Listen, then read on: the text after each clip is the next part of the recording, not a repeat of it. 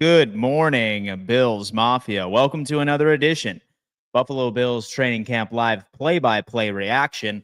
Yes, I have been doing this for each and every single practice. I am going to be consolidating each and every single piece of information that comes out of Bills camp. So for those of you that are currently working, maybe you're out going about your day-to-day, you have a bunch of errands to run, you're on the road, have no fear because you are not going to be digging for information at the end of the day to figure out what happened at Bills camp. You are going to be among one of the first to be informed of everything that is happening at St. John Fisher. Consolidated news as it breaks in front of me.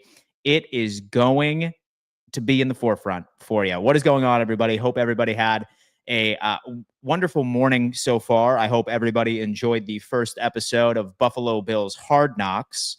For me, I'd probably say that it was a tad underwhelming. I get that it's the first episode. You can tell that Josh Allen wants nothing to do with the HBO squad. And it was very obvious with the very first scene of Josh. You could tell that he was not about it. He was trying to avoid the cameras as much as humanly possible. But still, it's really cool to see what this culture is all about over in Buffalo. Now, will it be a distraction? Maybe, maybe not. But I think we'll get all of our answers on episode 2 next Tuesday once we end up hearing a little bit about the James Cook situation. Perhaps we can solve the James Cook situation before the episode so we can go into it sort of how we went into it with the Maxwell Harrison injury. I'm pretty sure a lot of you guys noticed that while that may have been one of the longest 24 hours we have experienced in some time, they really nipped that in the butt. Like, he went down and literally 30 seconds later, they said, oh, and Buffalo dodged a bullet. His knee injury was nowhere near as significant as we initially anticipated. So, here it is. Here it is, folks. Bills on Hard Knocks have a preseason game on Saturday in just a couple of days. Camp battles are still at an all-time high. I'm excited. Football season is damn here. As you guys are coming in, please do me a favor. Hit that thumbs up sign.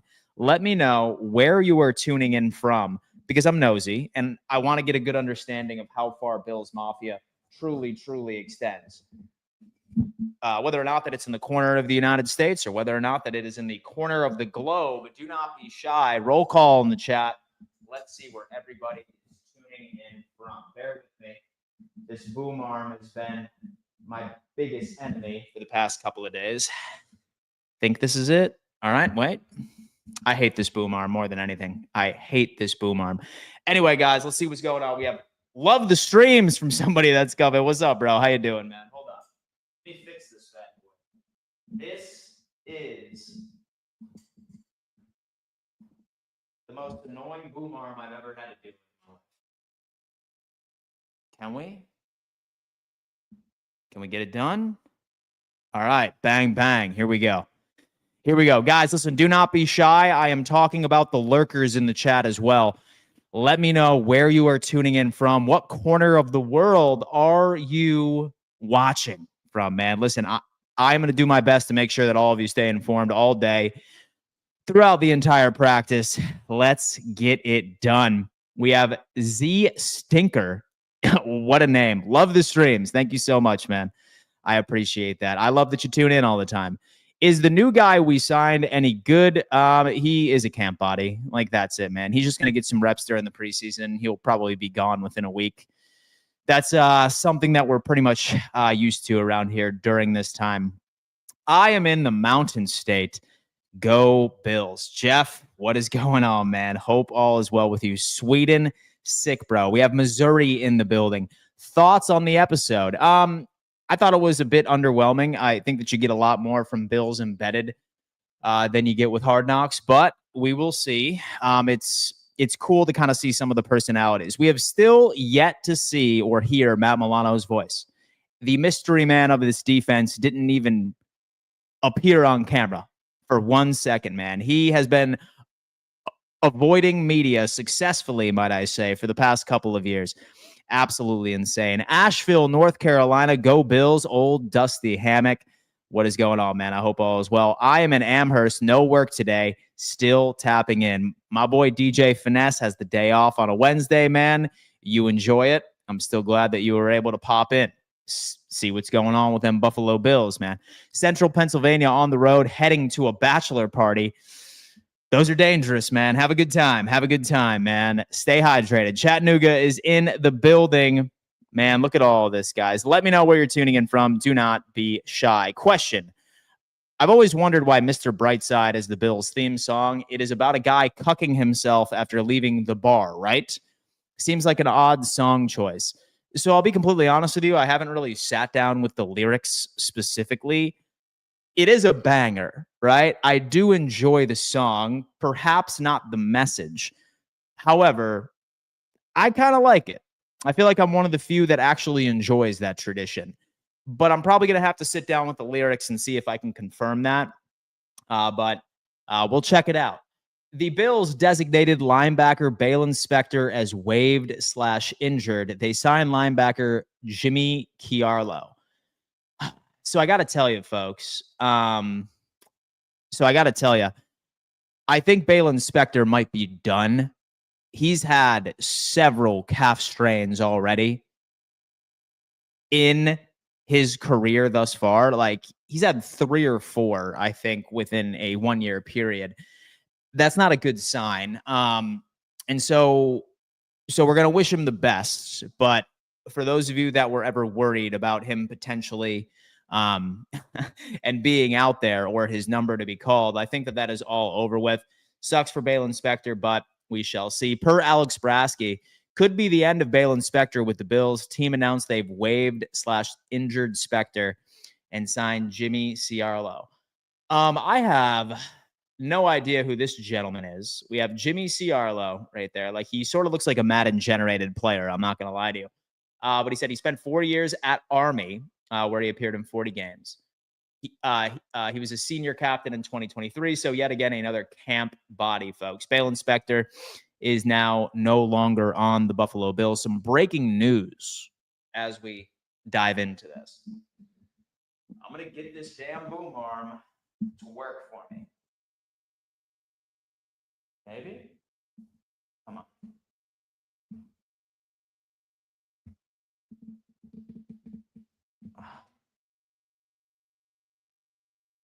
I hate this thing. I really, really hate this thing, guys. You have no idea. Hold on. Ready? 1, 2.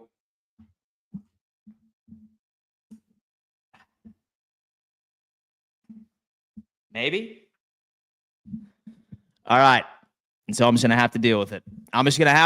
Folks. We have Julian is at the 50-yard line, man, ready to give us some updates on what he sees at camp. Man, listen, watch out for Julian in the live chat. I have a feeling that we're going to be learning some pretty damn cool things from somebody that has inside information. I mean, it is a banger, but a weird song to play at a wedding. It is typically a wedding song, right? Like, every single wedding I've ever been at, that's where the entire floor is packed with all of those drunk groomsmen and bridesmaids ready to go, man. It's something pretty wild. I love it. How is the new house, Dan? It's great, dude. I'm pretty much set up with all the furniture is good. I still need to finish up the office. I have a rug coming, which hopefully is going to be able to help out with the echo that like you normally hear on my TikTok videos. I have a couple of other things that I plan on hanging on the wall. But yeah, I mean, dude, not so bad. Like, this right here is my office, my kitchen. Like, right in the background is the dining room, if you will. So super cool, man. I love it. It's solid. Hard Knocks made me feel good about the defense. It's looking good, dude. It is looking good. Coming out of my cage, and I've been just fine. Jon Snow, Chris Fowler. Good morning, Dan, from Missoula, Montana. What are you coming up to hang out with us, Montana Bills backers? Chris, you know how I feel about Montana. I love Montana. That is God's country. Say that it was up to me, I would be there. right? But last time I was up was with my Yellowstone trip. I'm planning on going back. So I will certainly look you up once I'm in the area. I spent some time in Bozeman. Haven't really been to other parts of the state, of course, outside of all the tourist areas, if you will. Oh, I think I might have got it, folks. I think I might have got the boom arm. Fuck the boom arm, dude. All right. Anyway, let's go. Kebby, Dan, did you hear about the aquarium that collapsed in California? Very sad. It's hard to feel good about. That is terrible, man. I did not hear about that. Um, Prayers up, man. Prayers up. That is absolutely heartbreaking. I hate to see that. Guys, as you are coming in, please do me a favor, smash that like button, subscribe to the channel if you haven't had an opportunity of doing so already. Roll call in the chat. Let me know where you're tuning in from. 166 of you are in here. 95 of you are on YouTube. We have 56 of you on X. Another great day of camp is ahead of us. What are we going to see? What are we looking for? Did we get anything out of Hard Knocks that we didn't get out of the updates coming out of camp? A lot of storylines still need to be addressed. Jeff has come in. Defense wins Super Bowls, baby. It does. And so far, I have been feeling very good about it. I was once a dental floss tycoon in Montana. A dental floss tycoon. That's an interesting story there, Craig. That is an interesting story, man. Listen, if y'all haven't been to Montana, man, oh my God, dude. It is soul food. It literally feeds your soul. Like just being out in that area, man. I love Montana. Dude, you have no idea. I haven't watched Hard Knocks yet. I'd recommend it. It's underwhelming a tad. It didn't bring out as many storylines or highlight the culture as much as I would have liked it to, but it's week one. It's the first week of the episode. I'm sure that we're going to have a fire episode too, especially if this James Cook situation does not get resolved. Good morning, Dan the man watching. I like always on my break. What was your thoughts on Hard Knocks? I thought it was awesome. It got me more hyped for the season coming from the First Ward, New York, Buffalo. Smash that like button. Yeah, you know what, Bills Mafia? Like I said, I do think that like we've gotten more like tidbits and juicy content from Bills Embedded, which is normally aired around this time as well. But still super cool. Still super cool, man. Like, I love Tre'Davious White. I love Tre'Davious White. It just goes to show you how hard of a worker he is, how the Bills have looked at Tre'Davious White. Like, watching him run those wind sprints right up the hill after practice had already concluded and really getting a good glance at how dominant he has been at training camp thus far. I'm excited about Tre'Davious White this year. Very excited. And a lot of my colleagues over at Roundtable Sports like to laugh at me, and they're just like, oh, Trey White's old washed ass. He's actually going to make a statement this year. And I argue, you're damn right. You are damn right this man is actually about to make something happen. But let's see. Is this new kid is good? Is there some kind of list they can put him on if he is called back to duty? So he went to Army College. So I'm not sure whether or not that he's still enlisted. I think that's another question. Hold on, guys. I'm going to get this boom arm.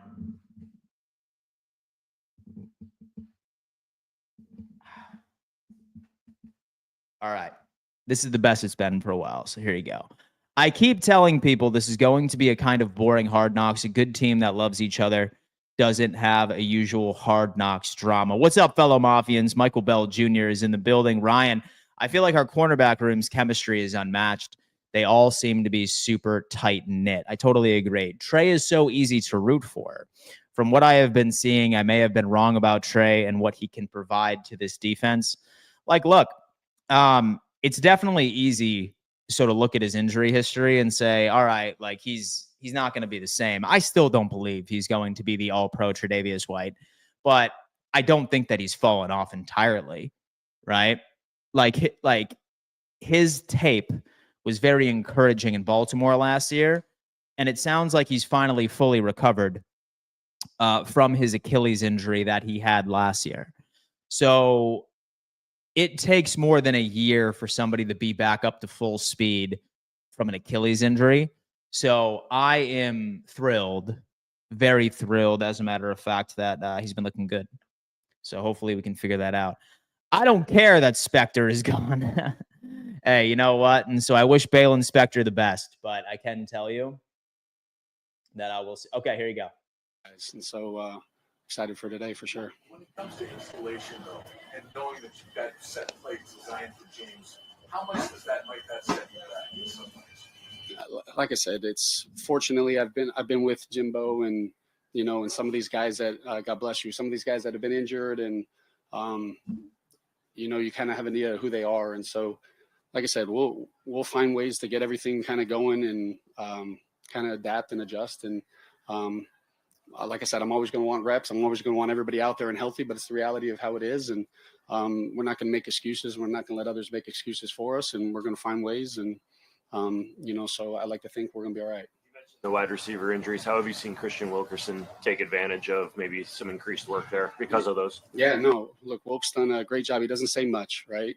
If you guys had an opportunity to speak with him, but he just kind of works, and he's a guy that's, been given more opportunities and he's made the most of it. And look, he's not a rookie, right? He's played in, he's been in a few different schemes and teams, but he's a vet, and been very pleased by his movement skills, his knowledge of the offense, be able to pick it up. And look, when he gets the opportunities, he's making plays with it. Two guys, Deion came first, and then Stephen Gosnell, who seems to catch.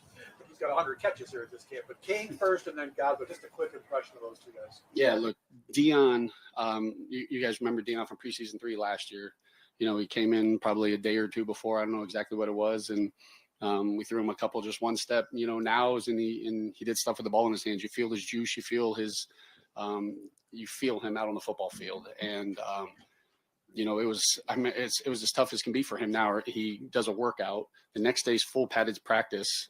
He doesn't get the acclimation period that some of the other guys, and he goes out there, doesn't blink, and kind of shows his work ethic, kind of what he was doing while he wasn't on a team. There's a reason we wanted Deion back, and you guys I call him White Steve. Like Steve does everything right. He goes out there and he's a guy that knows all the positions, right? We try to be a positionless offense, and he's a guy that it doesn't matter if hey, one play he might have to be the F, the next play is the Z, and he kind of ends up he does his job. And you guys see out there he's making plays, and obviously there's room for growth, and he has to continue to develop, and there's a lot of things to work on. But at this point, there's an element of being able to know your job and be able to just do your job, and then we can clean up all the technique. And I've loved having him. How have you seen the chemistry develop between Josh and Joshua Palmer? And and what have you thought about the way that Josh has acclimated new receivers in the offense? Obviously, Keon last year, and then Joshua. Yeah, well, look, it's tough whenever you say Josh, because it's like usually when we're talking about Josh, there's a Josh, and so I'm still trying to find ways to navigate around calling him Joshua, figuring it all out. We'll come up with a nickname for him. We're just still sorting through it, but look, you can see, when Josh Palmer was out there, like after practice, they're so intentional about what they're doing and talking through it. And I try to take hands-off approach, because I'm not the one that's out there throwing and catching. And the quarterback wide receiver connection is so critical. They have to speak to each other without being able to speak to each other. And I think Josh is he's an incredible leader, but the way that he can communicate with his teammates and about what he wants, how he sees things, it's at such an elite level. And after practice, you see the receivers kind of go with him and talking with Keon and Josh Palmer and those guys about, hey, let's work these routes. We don't need to work a bunch of routes. Let's just work these. This is how I like it. This is what I'm thinking versus these techniques. And they kind of take and kind of run with it. And then I go into meetings after me, like, all right, so what are you guys thinking? And making sure I see it how they see it. But his ownership, his communication is at an all-time high. Pre-snap motion, what it does for your offense, but how do you strike a balance, and how often do you check in with, the guys on your offense responsible for all of that pre-snap motion responsibility to say, is this too much? How's the volume? Like, how do you check in with guys on that? Well, in training camp, we try to throw a lot at them, right? You try to see what we can handle. I try not to sit and there's going to be bumps and bruises, just like there's going to be false starts right now. It's just because there's false starts doesn't mean we can't just go on the same cadence then. So I got to live with some of that, just some of the sloppy feet and the not being able to get lined up. Like that stuff happens, but we don't want to make it easy on them either, right? Because then when you get into the games, if you're now trying to do that and you don't live in that, or if you're making it easy on the defense by not doing some of that, and so. That's where, sometimes it's tougher to do that on the road than it is at home. And so we're trying to figure out what we can and kind of do through all these situations and scenarios. And there's a reason the type of people we have that can handle it and very intelligent. But yeah, shoot, half of it just starts with me getting the play in so Josh can have the time to be able to see what's happening and be able to do all that. So there's a lot on their plates. Say, in the meetings and stuff, you might be checking with a guy, hey, like I saw this, were you just thinking about something else, or was it just the cadence that threw you off? Like, do you get that fine-tuned with guys just to make sure what you're seeing on the tape is what maybe their brain was processing? Do you guys have those conversations? Yeah, absolutely. Sometimes it's me sitting there saying, I'm doing too much. We don't need this. But like there's every shift in motion, there has to be intent for it. And sometimes you might be in a practice and you're going against your defense and, you're getting everything with it. So sometimes it's a little harder in training camp. But like in season, if we're doing a shift or a motion, the guy, like the rest of the guys on the field, including the offensive linemen, you know why we're doing what we're doing. We're not just doing it. I don't believe in eye candy. There's no such thing as eye candy. There's an intent behind it. And so we try teaching that. Now, again, you're going to training camp and we're like, hey, we're doing this to, uncover this or to see this alignment. Sometimes it's tough when you're going against an entire install of a defense, but in season, I think that's really critical. And yes, I need to have their impact. Sometimes Josh will be honest with me and be like, man, doing all that, it doesn't give me anything. Not next, there's 4 seconds on the play clock. So there's a lot of that ownership and communication with it, but I'm open to them talking with everything, but it is critical to kind of who we are. What do you hope to get out of this first preseason game? Especially, knowing there's going to be a lot of parts and who's going to be on the field. Yeah, the competitor in me, I want to win everything I do. Don't get me wrong, but I'm very big into the how. I'm like how we run to the football. Are we protecting the football? Is the ball on our outside arm? When guys get tackled out of bounds, are we running to help each other up? All those things I think takes care of everything else. Like let's surrender the results right now. There's not game planning process. We're running basic stuff, just seeing our guys be able to go out there, not think, and be able to just execute the basics. And then we can coach everything out. What I don't want is our guys going out there and thinking. If they're thinking, I can't see their, who they truly are right now. And what I try to do in practices is try to make them think, see how they can process it. But when the game, I want to just let the guys go out there. There's going to be enough anxiety and stress of being out in a stadium and everything that kind of comes with it. So I just want to be able to see the guys go out there and play, and then focus really on the how.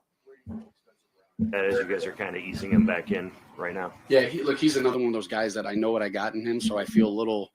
I'd rather him out there. I wish he was out there the whole time, but he knows his body. He knows what he needs to work on. It's great getting him out there doing some of these indies right now, and him knowing, hey, I need to work a little more on this. But I think he's in a really good place. Feels good, and I'm excited to be able to get him to kind of keep ramping up. Mitchell Trubisky has had some consistent stretches throughout camp. How has he evolved in this offense now, being in it for a few years? Yeah, I think it's so good having Mitch in the room. He has so much experience, and he's been in this offense both with Dave's and then seeing it kind of coming back around. And so he knows a lot of the why, for some of the stuff that, was consistent from before that a guy like Mike White and Shane don't. Mitch's athleticism is incredible in there. He has great command. He's played a lot of meaningful football, and to have a backup quarterback, you don't get a lot of reps in practice, and it's really tough to be a backup quarterback. And look, that was part of the things. You go in the red-blue scrimmage, and it's like, look, Josh has played so many games in that stadium. Hey, it's a great opportunity to let the other guys go and kind of see what that's like in those environments. But I love Mitch. I love his approach by how he does everything, and he's a football player, and there's a reason we obviously have him here. Win that second quarterback job. I mean, you don't have competition, we know, at the top of the quarterback position, but they're fighting, right? Or they're competing, or you don't really have that. No, there's Josh Allen has a job, and you guys, I've been places where you don't have it, but outside of that, look, everything's a competition. I want the guys I want guys to go out there and take it, and I want the competition. I want And regardless, there's some positions that there might not be as much of competition, but if they have the mindset that they're good, they're not going to continue to improve. I want guys to push each other, and yeah, so there's a competition in the QB room just like there is in every other position group. But yeah, no, it's up there for everybody to go take. Practice on Monday, a couple big catches. You talk to his teammates. Everybody says he deserves it so much. He's been fighting so hard. How has he turned into, a different player who fighting for a spot on the 53? Yeah, I trust shaves. And I think that's a word that is loosely thrown out. But when you have trust in a player and you know they're going to be where they need to be when they need to be there, both from a quarterback and from a coordinator perspective, it makes our lives so much easier. He's a guy that's just continued to work. Look, he was hurt a couple days ago, right? You guys saw kind of what happened to him, and he's not 100%, but he's like, I got to get out there, I got to practice, and that means so much to me of guys just kind of pushing through the toughness, right? And he does everything the right way, and he had opportunities the other day, right? Some injuries down, guys get to step up, and you saw him kind of make the most of it. This is off the beat. The second straight year that started Samuel has kind of missed a lot of time. So how bringing him up to speed since he's a part of your offense while not getting hurt? Yeah, he gets. Look, we're so intentional about in our walkthroughs and being able to still go through things. So you might not be able to get the full speed reps, but he's staying in it mentally and doing everything that we possibly can get done. Right? It's kind of one of those things where it is what it is right now with some of the injuries, but we have to find ways to adjust in our walkthroughs to make sure that the guys that haven't been practicing are getting it, and he's staying as locked in as possible, meeting extra, so that when he comes back, we're not starting all over. The beaten path, but what do you think your resume is missing at all to eventually become an NFL head coach? Is it missing something that you think you need to eventually get that there eventually? Yeah, I don't mean this in any disrespect. That's not something I kind of concern myself or worry about. Like, all I'm focused on right now is being the best offensive coordinator I can be for the Buffalo Bills, and everything else will take care of itself. Something I really don't spend a lot of time thinking about. Indefinite nature change Cook's absence. When you get a player's injured, you get a prognosis of how long the range is he's going to be gone, and I assume you can plan off of that. How does the fact that you don't know whether James is practicing tomorrow, today, a week from now, how does that affect your preparation for the season? It doesn't. Look, I think at some point it will get to a point, but look, I Jimbo, Bean, all those guys, they kind of handle it. Right now, we're really on a day-to-day process. I think when you go into training camp, you have an idea of, hey, what the first week looks like, and after that, you're trying to focus on, hey, what do we need more work of? You're a little more intentional about what you're doing, and so it's a day-to-day thing. So I find out tomorrow, hey, Jimbo's going, I can focus on this. I find out it's 2 weeks. I'll whenever that time comes, like I said, we'll adjust. We'll be ready to go. Is there anything that stood out specifically about Dalton's camp at this point? I think you see a guy that's confident out there, right? I talk a lot about Dalton. The training camp he had last year. I think you take our quarterback out of there, you'd say he was the best player on the football field, and you see that guy that's having that confidence coming back, and he worked his tail off this offseason, and he's getting to reap it. And we're obviously being smart with, I don't need him to kill himself out in training camp right now, but so we're being intentional about the reps that he's getting, just making sure that when he's in there, he's getting what he needs. Doing the same thing with Dawson as he's coming back. But when he's out there, man, you see the dynamic skill set that he has. And I've loved his mindset getting back to this point, and it's exciting to be able to see him. Awesome. Appreciate you guys. Breaking Josh Allen starting quarterback. Yeah, that is great. Ladies and gentlemen, we just heard from our good friend Joe Brady. Y'all probably also noticed that I was having a battle with this boom arm. Someone said a Temu mic. It's definitely not a Temu mic. It's definitely not a Temu boom arm. It is a very expensive boom arm, hence why I am very upset about it. But I had to jerry-rig it real fast by putting a glass cup on the specific arm by itself. So I think, for the most part, this should fix it. But still, I mean, holy hell. Like, with what this thing cost me, it doesn't stay in position. My God, how annoying. How annoying, ladies and gents. But it's okay. We're going to keep it like this, and things are going to be completely fine. We have a couple of super chats that came in during the Joe Brady press conference. I am going to Bocce Ball sign-up meeting. I hope I dominate just like Josh Allen. My guy, Jacob Spears, man. Look at that Bocce Ball, man. Talk to me on that one. was a Frank Zappa reference. Look at that. Cat Stumbo comes $15 donation. Thank you, Cat Stumbo. I appreciate you. Hey there, Dan the football man. I caught some of the Bills roundtable yesterday. Nice. Go Bills. Ray Davis is on course to have 190 touches this season. What say you? I'll tell you what. I'm interested to see how it's all split up in the backfield. I'm still convinced that James Cook is going to be playing for this team. Like, no questions asked. Like, that's not a concern of mine right now. I'm just curious to see what Joe Brady is going to be doing with that running back. How many more touches? Has he earned his keep? I suppose that is a question. Now, let's get into some of the things that we heard from Joe Brady. As many of you know, I was distracted while I was battling with this microphone on stream. However, he did acknowledge that he does like to cuss a lot, as we noticed. He definitely won the F-bomb competition on last night's episode of Hard Knocks. That is for damn sure. But as far as actual the actual like players, etc., and things that he's been taking away from camp, he mentioned a couple of camp bodies that were brought in. He again started discussing the chemistry between Josh Allen and Joshua Palmer, which is on full display. And again, I can't stress enough, we absolutely need that theory and dynamic to work. We need these two to hop on the right page. Last night, we ended up getting a taste of it right during training camp, how intricate these relationships can be and how they like lock it in from there. But super excited. So we're just going to have to wait until we see a couple of more updates coming out of camp. Okay. Dane Jackson is back at practice today. He missed the last two practices for personal reasons. They were excused absences. I certainly hope it was nothing too serious. I'm glad to see that he is good. So Dane Jackson is back out on the practice field.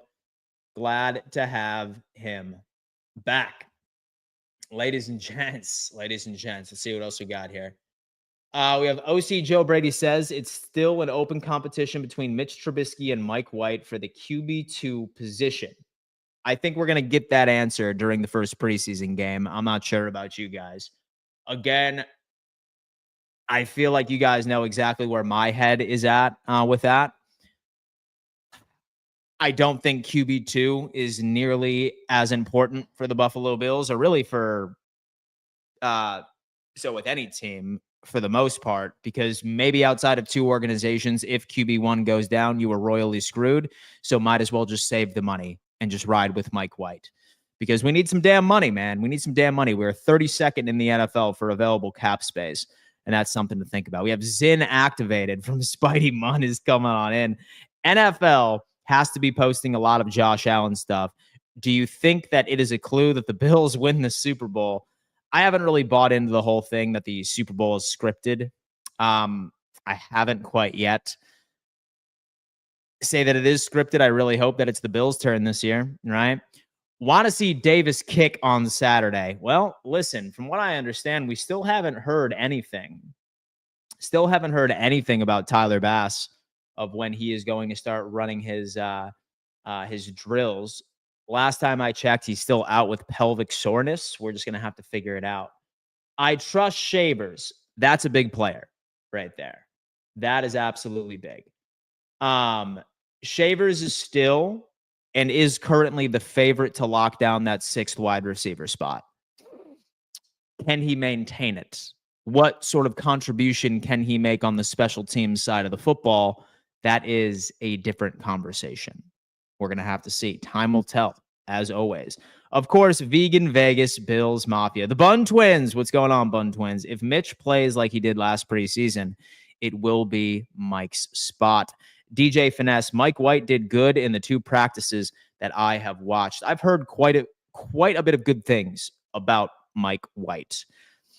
Guten Morgan, Buffalo Bills Mafia, the Bun Twins. Shout out to the Bun Twins. From a cap standpoint, Mike White is the cheaper choice. Indeed. We release Mitchell Trubisky. We are saving close to $2.3 or $2.4 million. It just makes sense. That's how these things are. Balin Spector, waived/injured. I know. Sad news. Sad news. coming in from Bills camp. Bills, we're done with Balin Spector. Nate Geary is sitting there. He is celebrating. Josh Allen featuring Bussin' with the Boys. Look at that. Look at my boys right there. Locking in, walking into practice, making it happen. Jimmy Ciarlo, former Army player, is here. I think you see a guy who's confident out there, Dalton Kincaid. So it sounds like Joe Brady is feeling very confident with Dalton Kincaid going into year 2. That's solid. Dalton Kincaid appears a hell of a lot more confident. That is good stuff. That is good stuff. Ladies and gents, please let me know if you are a fantasy football guy. If you are a fantasy football person, I have been doing mock drafts like a junkie for the past couple of days because I am dead set on winning my league. And I got to tell you what, I found the perfect system that I am going to go out and say, because of this tool, I am going to win my fantasy league that I have been doing for the past 6 to 7 years with my buddies. Thanks to RotoWire, this has given me, hands down, one of the best mock draft experiences I have ever had in my entire life, especially when it comes into really in-depth research. This is your mock draft assistant, your fantasy football assistant that tells you what you need to know during the real time of your fantasy draft. For example, let's just say that I'm team 6. I'm running a PPR league. I'm going to continue this. And then I built my own specific strategy of how I would like to draft. Look at this. I lock it. It's my pick right now. You have Jamar Chase right off the board, CeeDee Lamb, Saquon Barkley, Bijan Robinson, Jahmyr Gibbs. And then here I am at the 6th overall spot. This system is telling me what my best possible picks are. They are telling me to go with Justin Jefferson or Amon-Ra St. Brown. You go by best available by position, right? Likely gone before your next pick. They give you highest upside players by position, safest players to take at this pick, best available rookies. There is, hands down, not a better platform on the planet that is going to help you dominate your fantasy football leagues.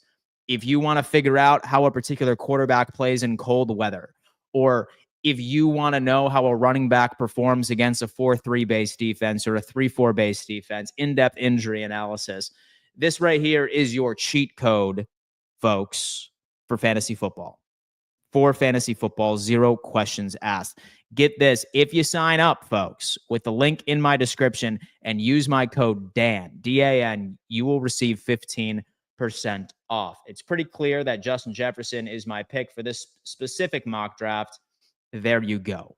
Shout out to my boys over at RotoWire for sponsoring this channel today. And say, for example, that you guys want to dominate your fantasy football, please go on ahead and lock it in. Dan, RotoWire better be paying you big ones, big dog. Man. Thank you so much, man. I appreciate that. Rooting on your boy to win. Rooting on your boy to win. All right? Yes, so it is a paid partnership, but I can assure you I am a fantasy football junkie. I reached out to them myself because I'm such a big fan of what they're building. But yeah, guys, for real, check out RotoWire. I have been using it like an animal for the past couple of days. Strategy should include what refs are on the field. I think that's interesting. I think that's pretty interesting. I might actually reach out to them and see if they can put that together of referee dynamics when it comes into fantasy football. Dan, if you make a parlay for Bills versus Ravens and it hits, I will buy RotoWire. Hey, man. Listen, dude. Worst case scenario, say that it's not for you. I get it, but I promise you, if y'all are interested in winning your fantasy football league, have to check it out. 0 questions asked. My fantasy is Bills winning the Super Bowl, isn't it? Right? That's exactly what I had to say. All right, guys. Training camp day 10. What are we going to learn from practice? Bills, we are done with Balin Spector. People are sitting here celebrating the downfall of our good friend Balin Spector. Guys, 191 of you currently rocking with me on YouTube right now, 146 on X. I do want to let you know that I am live twice a day, Monday through Friday at 9 a.m. EST. And then also we are going to be live at 4 p.m. EST each and every single day. So I regularly see a lot of you in both streams. Some are a morning stream only kind of guy. Some are an afternoon stream only kind of guy. The best way to know when I'm live, say that I ever have to go on for some breaking news, is when you subscribe, just make sure you turn on bell notifications, because we are building a incredible live chat community, a family right here on this channel. So just make sure you do that, smash that like button. Let's recruit even more people into this live chat. And let's have a hell of a season, man, because Bills football is right around the corner. Our first taste is going to be on Saturday. Are we going to see the starters? Who knows? Hey, Dan, if Davis is the backup kicker for the next game, will Ty Johnson be the number 2 running back? No, I still think Ray Davis is going to be ahead of him on the depth chart. I don't really see a lot of risk of rolling Ray Davis out there for some kicks. So likely not. He'll probably do both. Say that we elect for him to kick some field goals. Sal has come in. Your kids are crazy betting legal sports books. They kill you on juice. Parlays are huge sucker bets. Sucker bets, man. ESPN just purchased NFL Network and Red Zone. I did see that. When does practice start? Practice should be beginning right now. I could assume that Buffalo is going through individual drills, and shortly afterwards, they go into 7-on-7s and 11-on-11s. This is basically just injury watch. Like, it's the last thing that we want to do. This morning stream is too early for the West Coast. Get off of my lawn. So I'll tell you what, folks. Let's vote on this, because I have been going back and forth of whether or not that I should start this stream at 9 a.m. EST or I should start this stream at 10 a.m. EST. I have heard this from a couple of my West Coast viewers. They have said that it's far too early and they do want to be a part of it. Should I go back to 10 a.m. EST once training camp is over with? I'll still plan on going for several hours, for about an hour and a half to like 2 hours for all of the morning streams. But let me know, what do you prefer? Do you prefer the 9 a.m. EST stream, or do you prefer the 10 a.m. EST stream? Let me know. I am trying to make it work for everybody. I think that would be okay. Free Millie. Damn. We have 9 a.m., please. We have somebody at 9 a.m. is preferring it. Was there anything noteworthy from McDermott and Babich interviews? So we just heard from Joe Brady today. He was saying that this team is going to adjust the best way that they can, with Cook being out on the sideline. And then they also ended up saying, so with the chemistry, so between Josh and Josh, which is super funny. We have to start calling him JP, as somebody suggested in the chat earlier.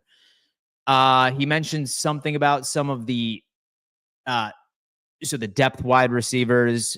He was singing the praises of Terrell Shavers.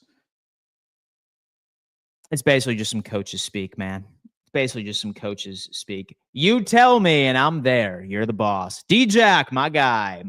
Hope all is well, man. I will be here either way. This stream helps my workday go by, and I enjoy the content. I appreciate that. We have Elwood saying 9 a.m. We are on Bills time. Run a poll. 9 a.m. EST is goated. Bills in Eastern Standard Time. I like seeing the stream early. Eric is saying 9 a.m. We have 10. We have Johnny Tat saying 10, but 10 does work. Teddy, nah, man, 9 a.m. so we don't miss anything. West Coast, either wake up early or get over it. Oh, Teddy's saying, he's saying, get up at 5 a.m. like a real man. No, I'm just kidding. I'm just kidding, ladies and gents. So I'm actually located in Central Time. So my mornings start at 8 a.m. on this channel. My mornings typically start at 4:30 a.m. in the morning. And so I get to the gym at 5. And then I get back at around 7:15 my time. I have a quick breakfast, a shower, and then I hop on and I talk ball with you guys. And then I'm live for practically the rest of the day. So a variety of different channels. So that is a look into my day to day.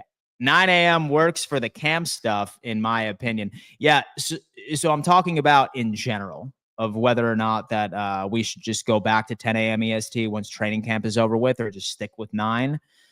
Regardless, I will obviously still go about an hour and a half to 2 hours. It just depends. 9 a.m. fits perfect. Goat Nell is in the building. Todd, how you doing? Are you hitting your PRs? So I'm 34 right now. So last time I PR'd was, I don't know, like 6 or 7 months ago. Like now I'm really just lifting as much as I can with 4 sets of 8 right now. But I'm still putting up weight. I'm still putting up weight, baby. What is your preference? Like 9's cool, especially since like while I'm waiting for this stream to start, I'm just sitting around, I'm twiddling my thumbs, right? So 9 a.m. is cool for me, but say for example that we have an overwhelming request of, hey, we need to get back to 10 a.m., then I'm more than happy to make the adjustment. If so, are you amped for it to stream after? Always, every single time. Watching this gets me up and ready for work. Have to walk 2 miles to work every single day, 9 a.m. Sheriff, damn, dude. Hey, dude, you know what? At least you're getting your damn steps in. That's some healthy stuff. I can appreciate that. Oof, bro, that's a long walk. Hey, man, dude, listen, get your steps in, baby. I am on the West Coast. However, I've been gone a lot. Yet when I'm home, I can catch up and watch at my time. I like that. 9 p.m. is in the bill. We have monkey business. He's suggesting 9 p.m. I think 10 after training camp is done. I think if it starts at 10 during camp, I feel like it would be like drinking from a fire hose with the stuff that has happened at camp. All right. 10 after training camp. So I'll ask my show in the afternoon and get their take here in a second. All right, Bills linebacker Dorian Williams is back at practice, folks. Some positive injury news.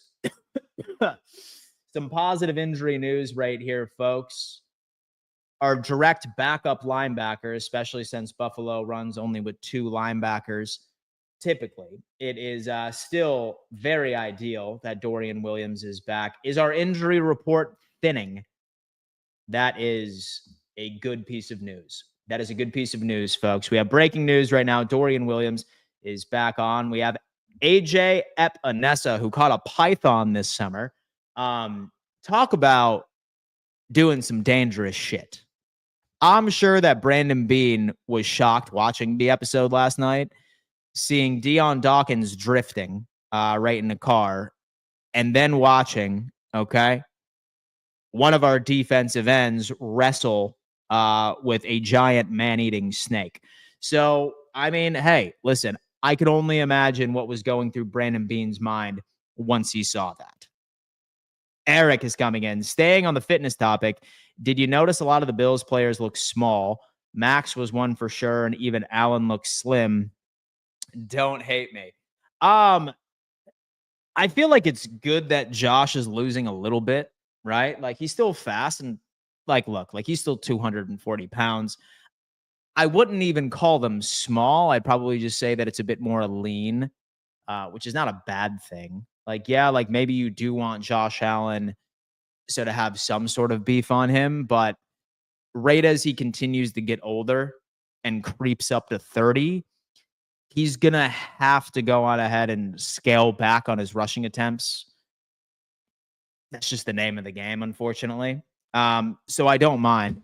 One player that I was really hoping were to put on some size was Dalton Kincaid, and he, quite frankly, like has not, and he did not deliver, which is less than encouraging. But I mean, what can you do? Ravens coming week 1 to kick some ass. We have Jeff coming in saying that the Ravens are coming week 1 to kick some ass, man. Jeff, he's feeling it already. Question, Dan, are you going to live stream the Ravens-Bills game? Robert, you are in for a treat, my friend, because I give you my live play-by-play reactions for every single time the Buffalo Bills are playing. That includes preseason, and that includes the regular season. Me and my good friend Bob over here are going to be watching each and every single game, and I can't wait for you guys to see that. That is something that I always enjoy doing. Say, for example, you don't want to listen to the announcers, or say, for example, one of the annoying ones are on, and you would rather just tap in with me and get my live play-by-play reactions. Feel free, Robert. We are going to have a really, really good time with live commentary all season long. Buffalo Bill, you don't know Dan if you didn't know about is drifting. LOL. Bean is not surprised. Hey, Dan, and did you finally hear with the AJ? Okay, was not him, Filthy Dollar Bills. Was Matt Milano. I have still yet to hear Matt Milano speak. I'm sure I have heard him speak before, but I don't think that man was featured on camera once. The mystery man, Matt Milano, give me some sort of sit-down interview. Well, Dan, you no longer have to talk about Balin Spector. That's good. That's good. That is something we should all be celebrating. I'm not celebrating that he's injured. All right? I wish him nothing but the best. But the man was a liability out there in coverage. He really was. Thanks, Dan. Let's hope Kincaid has increased speed and route running to go along with that slim physique. Totally agree. McDermott looks like Arnold Schwarzenegger. Oh, man. Dane missed again for personal. I hope everything is good with him and his family. He is actually back today. That was some news. All right. Hey, here we go. Bills practice has begun. Still no sign of running back James Cook on Wednesday. This should be his third day of a hold-in. So, folks, James Cook is still on the sideline.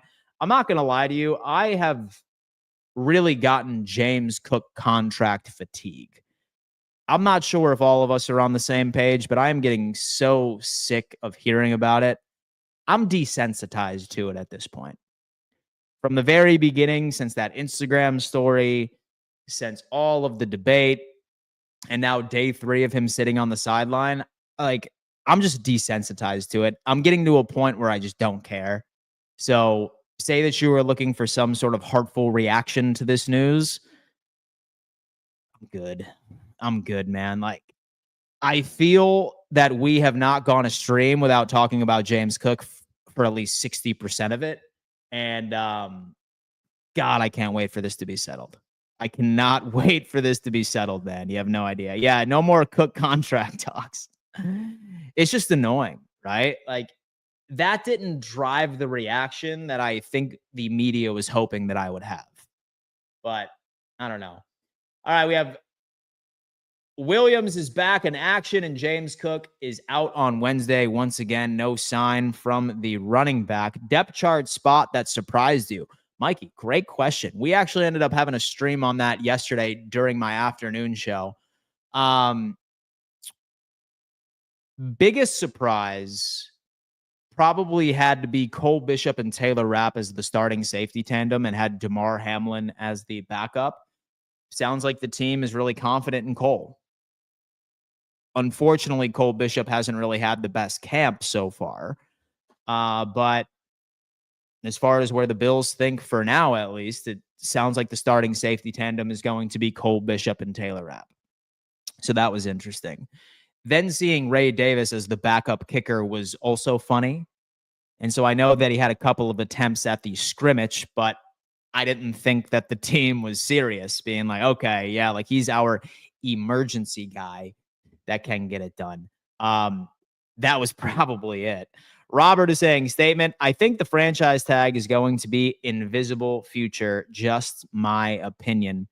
It's been a while since Buffalo has used the franchise tag.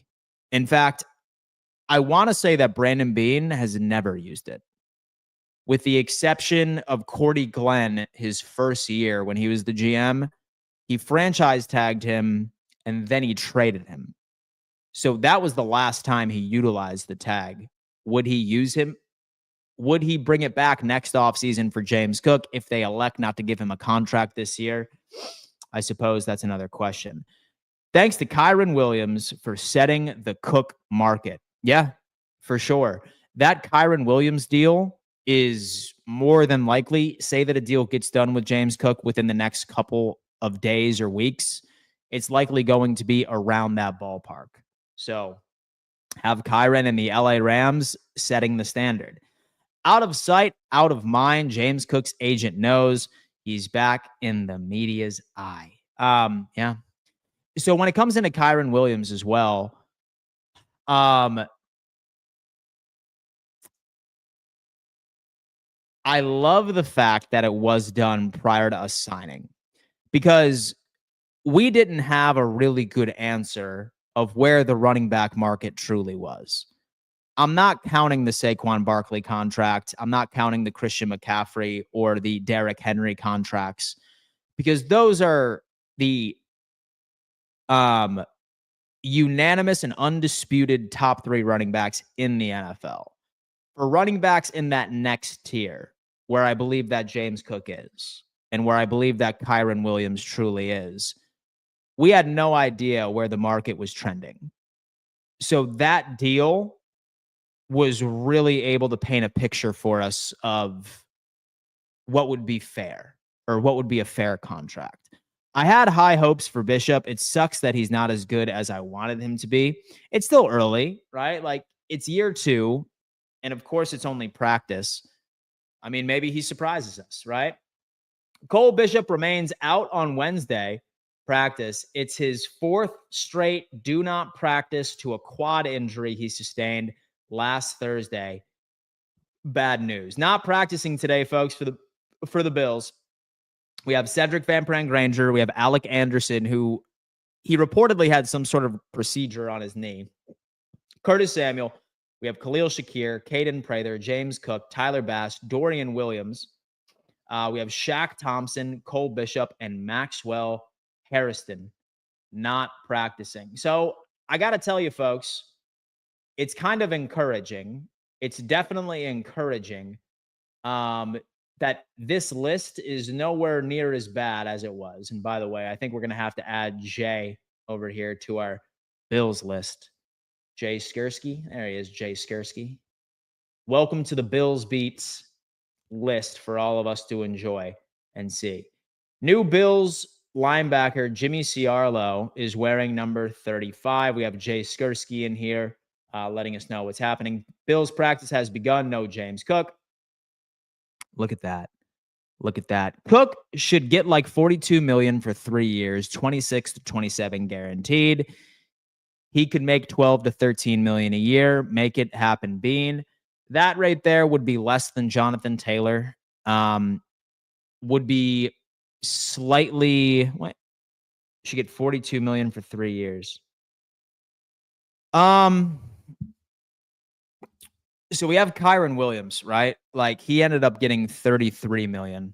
So like, he got $33 million and he had about 23, I think, was fully guaranteed. Like, what would make sense for me would be 3 years at 35 million and then make sure that he has more guarantees than Kyron. That, I think, will get it done based off of how similar those two players are.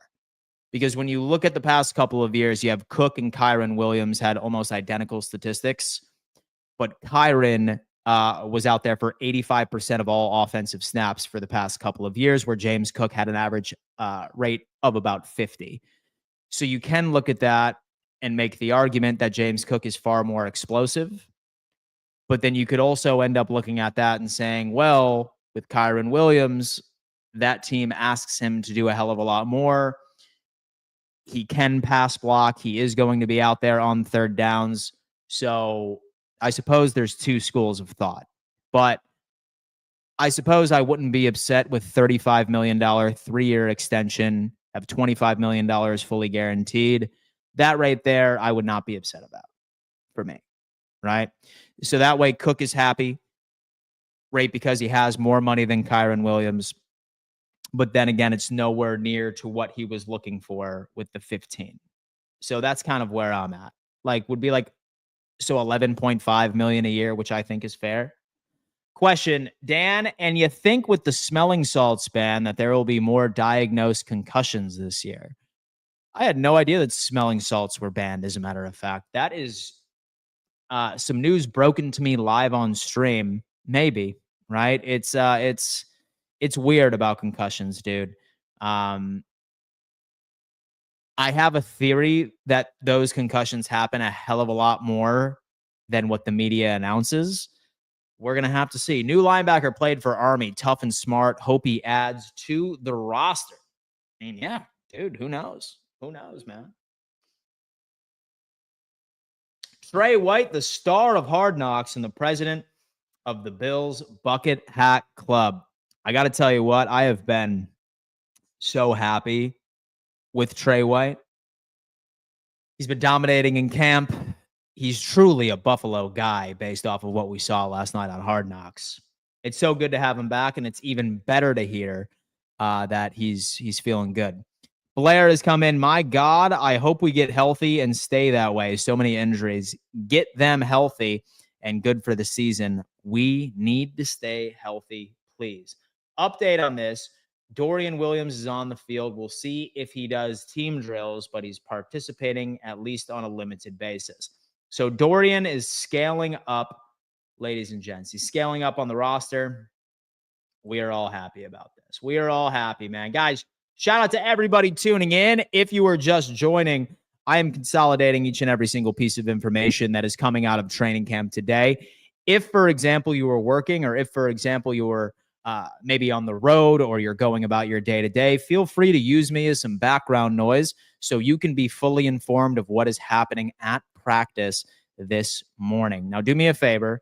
Hit that thumbs up sign. If there's 237 of you watching on YouTube, which there is, there should be 237 thumbs up signs smashed, because we are trying to create the largest live chat community on the internet, especially in the morning. Do me a favor and hit that thumbs up sign, guys. Let's lock in and see what we can do. I'm catching up with everything here, voting for 10 a.m. EST. We have Ina has come in. She is a 10 a.m. EST kind of girl. Genuine question. What does a quad injury look like? Just kind of like a strain. Why has it sidelined Bishop for so long? Yeah, it's tough to say, because the official report, so we haven't heard if it was a torn quad or if it was a strained quad. I'm assuming we have birds trying to get into my house right now. That's crazy. I wouldn't assume that it's going to be a torn quad, but then again, we don't have the official report. We have quarterback Max Harrison is celebrating his birthday today. Happy birthday, Maxwell Harrison. Let's lock that in. We have JTL is coming in saying 10 a.m. Dan for me too. Dwayne, how you doing? And so I know Dwayne's going to go on ahead and vote for 10 a.m. EST as well. He's going to vote for 10 a.m. EST. Bishop stuff is getting old. Happy birthday, Mad Max. Guys, you know what? I'm going to use the restroom real quick, but I got to hear a roll call right now. I am talking to the lurkers in here. I know that there's probably at least 15 of you that have never said a word in this chat. I need you to let me know where you're tuning in from. What corner of the continental United States are you residing in?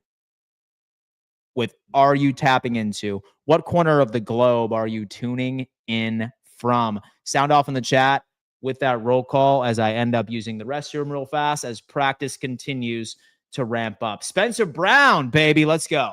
I'll be right back.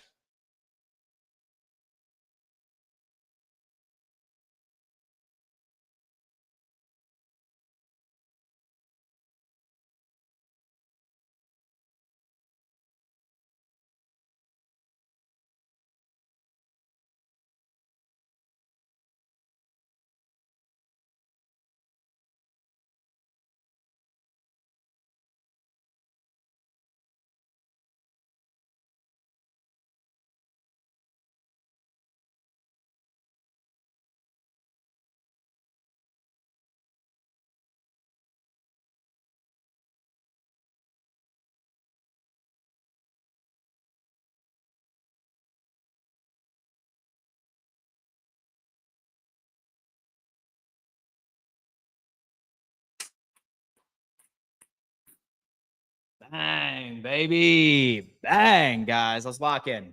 Let's lock in real fast. Guys, do not be shy. I'm talking to all the lurkers in the chat right now.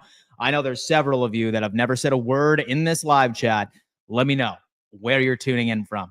We have Altoona, Iowa's in the building. Buffalo, New York. Niagara Falls. Wales is in the building. Jonathan Larson, what's going on, my friend? West Seneca, New York. Space Coast, Florida. Rocking with me. We have Greenville, South Carolina. Keith, what's going on, my dude? Hope all is well. Brandon, Florida is in the building. The Swedish Lurker is in the building. Augusta, Georgia. Fredonia, New York. We have Olean, New York. Charleston. Go Cox. We have Kelvin, man. Listen, we just dropped the college football show. Highly recommend you go check that out over at Roundtable Sports. Greenville, go Cox. Oh, man. Oh, dude, we have a lot of USC fans in here. Statement, love the Hyuga hat. Shout out to A-Rod starting that trend. I love I love these hats. And so I have about 6 or 7 of them. We have Lonzo from Orlando, South Baltimore, hostile territory. Go Bills. Work lurking in the delivery van, currently in Gowanda, New York. Shout out to Big Daddy D. That's my guy. I'm from Buffalo, New York. Great Falls, Montana. Man, dude, y'all just keep making me live vicariously through you being in God's country. I love Montana, bro. You have no idea. Woodstock, Ontario, man. What was your favorite part of Hard Knocks last night, Dan? I'd probably say AJ Epinesa battling a python was pretty interesting. Corvette plant in Bowling Green, Kentucky. Joker, what's going on, man? Hope all is well. Green Acres, Florida. Buffalo, New York. Velcro, Florida is in the building. Yuma, Arizona. King Noble, man. Listen, shout out to the lurkers, man. Shout out to the lurkers for coming on in and making an introduction for themselves, man. I appreciate that. I wanted Baltimore to keep Trey White so bad. He looked like he was back. I mean, dude, I got to tell you. And so I got to tell you, man, last year at the beginning while he was with LA, I was kind of saddened because I did think that he was done. But when he played with Baltimore, he looked like he was really finally recovered from that Achilles injury. And I really hope that he could pay some dividends for us this year. So we share the same optimism. Shout out to Ravens Life 716 in the building. Penns Grove, New Jersey, checking in. 9 a.m. stream, and they always can rewind and catch up. Nicholas Turner, good morning, everybody in here, man. Look at that. Guys, listen, we welcome all fan bases in here. All right, we welcome all fan bases in here. That's how it looks. And look at that, folks. We have Khalil Shakir. He's booted up. Now he is dealing with a high ankle sprain, and that is a nasty injury. So some of us are optimistic that he could be ready by week 1. For me, maybe he could be activated. But how many targets is he going to see? And so how many snaps is he truly going to be out on the field for? That is a nasty-ass injury. So let's just hope that all is the best. We also see Alec Anderson and Cedric Van Pran Granger working off to the side with trainers. Once again, we have Matthew Beauvais over here. He's locking in with a little video with Khalil Shakir and his boot. Same thing. Have these guys right here doing a little bit of work. We're happy about that. No James Cook drama, and KJ Hamler steals the show with the scooter and the pregnancy pillow. I forgot that KJ Hamler uses a pregnancy pillow, but hey, dude, whatever works. Yo, whatever works, man. That's all that matters to me. Bills wide receiver Khalil Shakir just out to practice in his walking boot. Now we have Shakir. That's the biggest storyline of today, folks. Is Khalil Shakir right in his walking boot right there, man. That is it. Spencer Brown getting some work in the O-line drills. Bills right tackle has done very little in camp thus far, dealing with his back issue. That's fine. We already know that he is familiar with what this offense needs from him. It's not like he needs to ramp up. I'm completely fine with it. Happy birthday, Max Harrison. He's doing his thing. Guys, so far, biggest storyline to come out of camp. Wow, dude. All right, dude. We have Josh Allen over here. He's second one. Bills quarterback working on trick shot passes here today. If Josh Allen busts out one of these this season, just know he practiced it in August. Let's take a damn, dude. Say that he does this, it better be when we're up by 3 scores. It better be where we are leading significantly. All right? Because how memed would that bad boy be? Oh, look at that, man. Look. Oh, lefty. Bro. Lefty over here. All right, boys. It's pretty clear that this quarterback room, is checked out. Like, they're done. They are ready for damn football, especially once we see some left-handed attempts over here. If you ever use the pregnancy pillow, you wouldn't understand. It just snuggles you. Damn. So maybe I need to get a pregnancy pillow and let you guys know how it is. That is awesome. Dan is taking a dump. I am not taking a dump. No, I am not. What do y'all think about trading Cook for a kicker and some draft capital next year? I'd probably want a bit more than a kicker. That's for sure. Martin Christ, Hard Knocks, Dion Dawkins. What a good father he is to his children. That was also a big thing, right? That was also a big takeaway for me of how good of a dude he is and how good of a father he is. That is awesome. Any update on Dan Freeney? Pran Granger injury looking worse every day. Can't make the club in the tub. What is drifting? Drifting is basically just when cars, so they do their thing. So they do their thing, you know what I mean? And so they skid around and stuff. So I don't know. And if someone can go on ahead and accurately define drifting, let me know. But it's basically just racing around a track and hitting the brakes real fast and the car slides. It seemed pretty cool. I love Dion. He seems like an amazing person all around. You and I both share the exact same sentiment. If Ray Davis were to be our kicker, how would that work in fantasy? He'd probably ultimately end up getting the double points. The stash is back, ladies and gentlemen. Should I grow the stash? Should I grow the stash so I can match QB1? I think that's another conversation for later. If Ray Davis were to be our kicker, how would that impact fantasy? Double the points, baby. Dan, did Mark Andrews get that 2 points? Guys. Let's tone down on the trash talk here. All right. Let's tone down on the trash talk right here. I'm fine with trash talking, but I feel like there's a time and a place.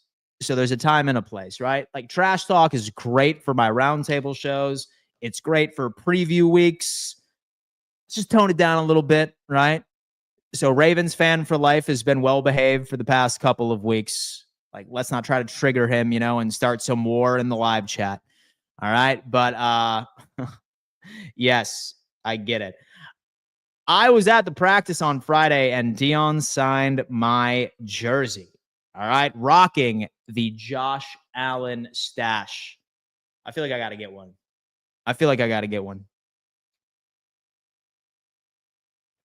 Officially stash season.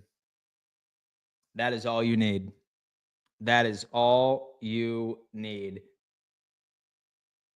It's all of, damn, the season hasn't even started yet. I know, that's what I'm talking about. If anyone starts a war, it's going to be me, and it won't end well, so be nice. Garrett, I almost got his mom to sign it too. Garrett had Dion Dawkins and his mother to sign the jersey as well. Mafia's in the building. Mafia.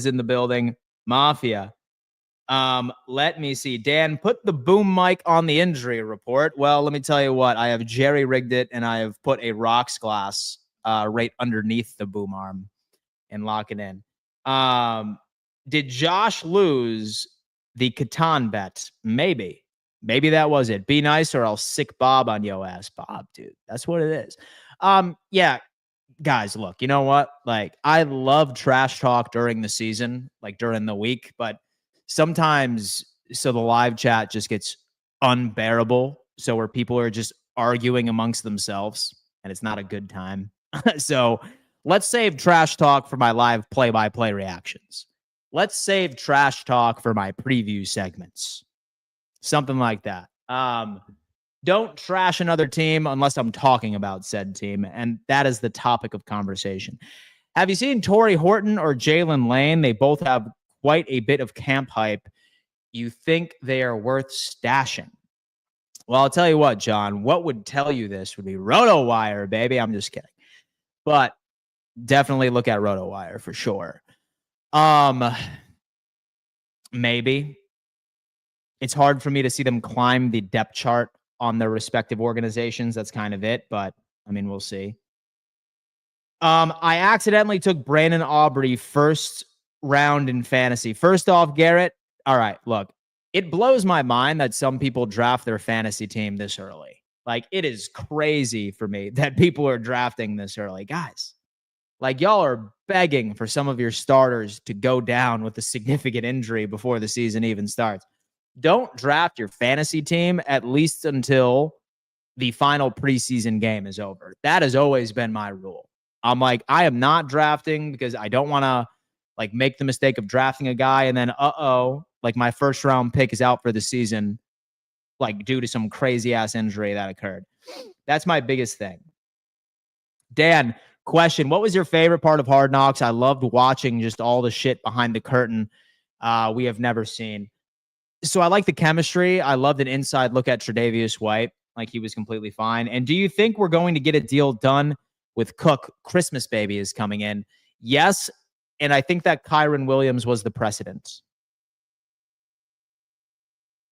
Probably was the precedent. You guys were warned to talk nice. Warnings are gone. Knock it off. Like Taron Johnson toilet paper deal with the dorm room, Dynasty often drafts earlier. I also made it on Hard Knocks when the show Gate 2, I am there. Garrett, we are going to have to look for you, man. We are going to have to look for you. We have Khalil Shakir working off to the side today in a walking boot. Keep getting that work in, young man. Keep getting that work in, young man. Exactly. Our draft is August 31st. I'm coming off back-to-back third-place finishes. The injuries hurt me last year. Yeah, guys, listen. Say that I can give any advice on fantasy football. Do not draft before the final preseason game is over with. Do not do it. It is not worth it.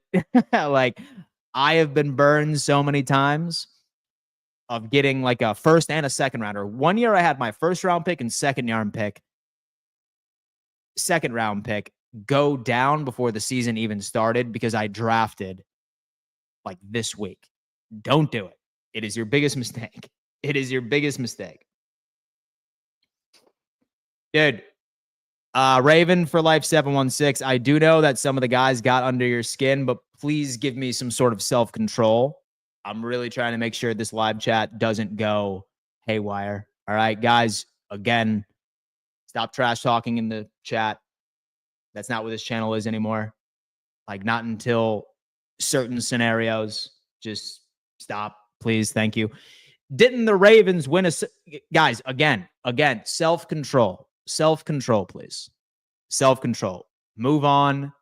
Say, for example, that y'all would like to get into a debate. I'd recommend finding each other on Twitter. Don't draft all vets. They often fade later in the season when the playoffs come around. It's true. It's true. One of my family members helped build Dion's drift car. Also, dynasty drafts are starting around now because they have like 1 to 2 weeks sometimes to finish. Dynasty is cool, but regular fantasy football, that's my biggest piece of advice that I could give you guys. It's my biggest piece of advice. 494 of you are currently in the chat. 273 of you are on YouTube. 273 of you are on YouTube. 209 are on X. Do me a favor. Smash that thumbs up sign. I am doing my best to keep you informed of exactly what is happening at training camp as it comes.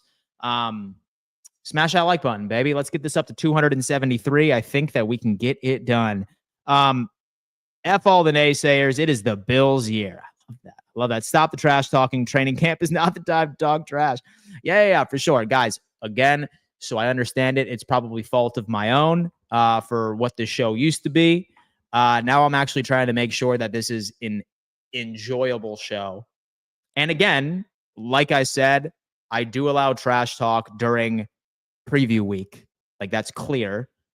All right. And then also during live play-by-play reactions. But for stuff like this, come on, dude. Come on, man.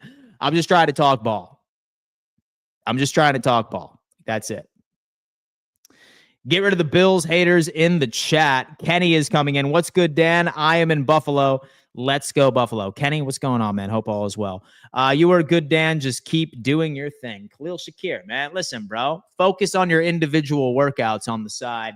We need you out there. We have Josh Allen with his typical greeting for the wide receivers, handshakes and all. We have Khalil Shakir over here bouncing. All right, guys. I'm assuming that 7-on-7 should be starting here sooner than later.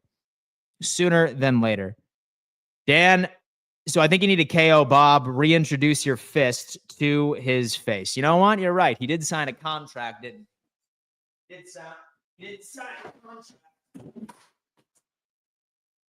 sign a contract, didn't he?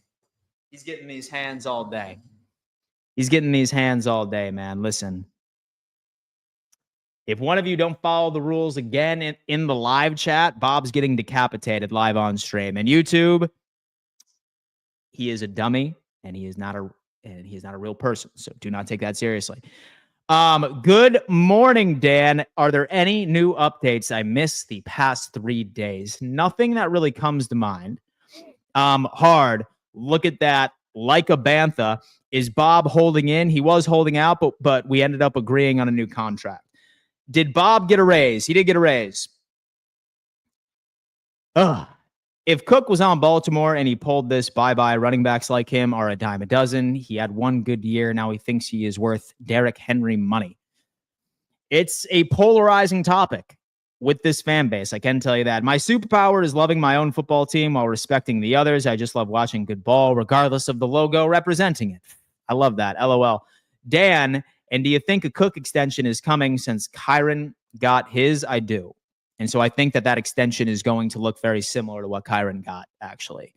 It's great because we had no idea what the second-tier running back market was like.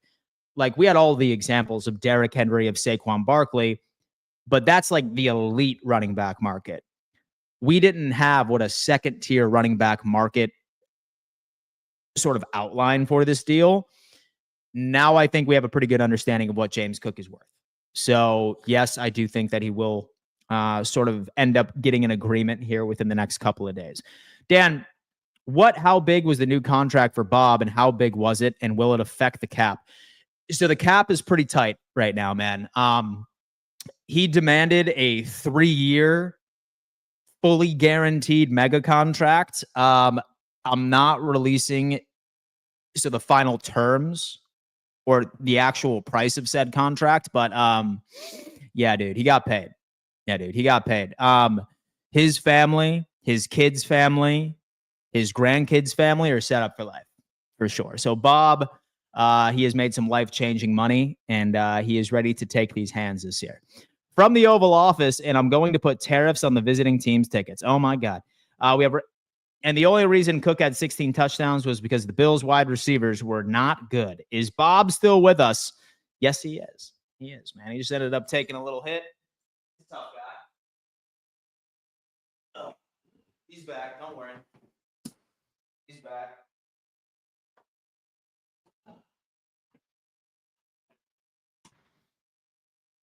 He's good. He's good. He's a grown man. And he's good. He's a grown man. And he is good. When was the full contract? When will the full contract be released? Soon, once my PR team locks it up. Doofy is coming in. Bob got paid. Is he single? Asking for my utility bills. I mean, hit him up. Yeah, hit him up. One good year. 2023, he was pretty solid. Yeah, like, he had a pretty good year. He just really ended up having a massive increase in touchdown production last year compared to it. We have handshakes, folks. I assume we're waiting on 7-on-7s and 11-on-11s to be dropping here momentarily. Let's hope. Overjoyed with Kyron's contract, sort of setting the market standard for running backs. Could be what we've been waiting for our current situation. Also, man, have we heard anything about Curtis Samuel? He's still on the sideline with a hamstring injury. Dude's really injury prone. He's really, really injury prone. And as much as I'm trying to stay optimistic, I'm trying to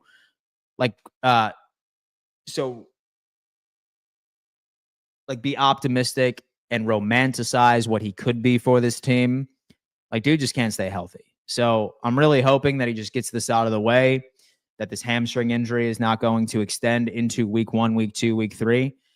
But he is, dude, he's a walking injury, and it's wildly frustrating. You knocked his arms right off. Oh, my God. Madden 26, Tom Brady. Bob must have had a great agent. He did. He did, man. Dan, in your opinion, who will have the better season, Palmer or Coleman? So I think a lot of it, Katie, is still going to be wrapped up within the theme that Buffalo likes to spread the football around. I don't think that any wide receiver is going to run away with the most receiving yards and or touchdown receptions. It's going to be very close, but say that we're really watching closely, I think Palmer is going to get more targets because what he brings to the table as far as route running. where Keon is probably still just going to be that guy that we rely on in the red zone and for contested catch situations. So I think target share is probably going to be dominated by Joshua Palmer and Khalil. And then with Keon and some of our other guys are just going to be situational guys. That's me. That is me. Ryan, it's going to be hard for Samuel to get reps with the other guys showing out. Sucks, man. Keeping up hope. Garrett has come in. What happened to Alec Anderson? He was on the bench, not in uniform on Friday. He had some sort of minor knee procedure, from what I understand, based off of his wife. So we will see. Josh to Josh, folks. Getting back into full swing. All right? Good. That is good. I like to see this because we that he gets all the chemistry that he needs. It's a clean route. That's a clean route from our guy, man. It's a very, very clean route. The Josh to Josh connection is here. Dan, I'm with you. I think that Williams' contract gave Cook and Bean an idea of his value. I say $12 million with $25 million guaranteed, but that is the max. Yeah, dude. So Kyron had $33 million, right? That's basically 11 a year. And if you gave Cook $35 million or $34 million and $1 million more in both of those categories and guarantees and also total value, I feel like that gets it done. I haven't heard much about running backs David Johnson and Gore. So Ray Davis has actually had a couple of pretty good runs, and it sounds like he has some chops in the kicking game, which is crazy.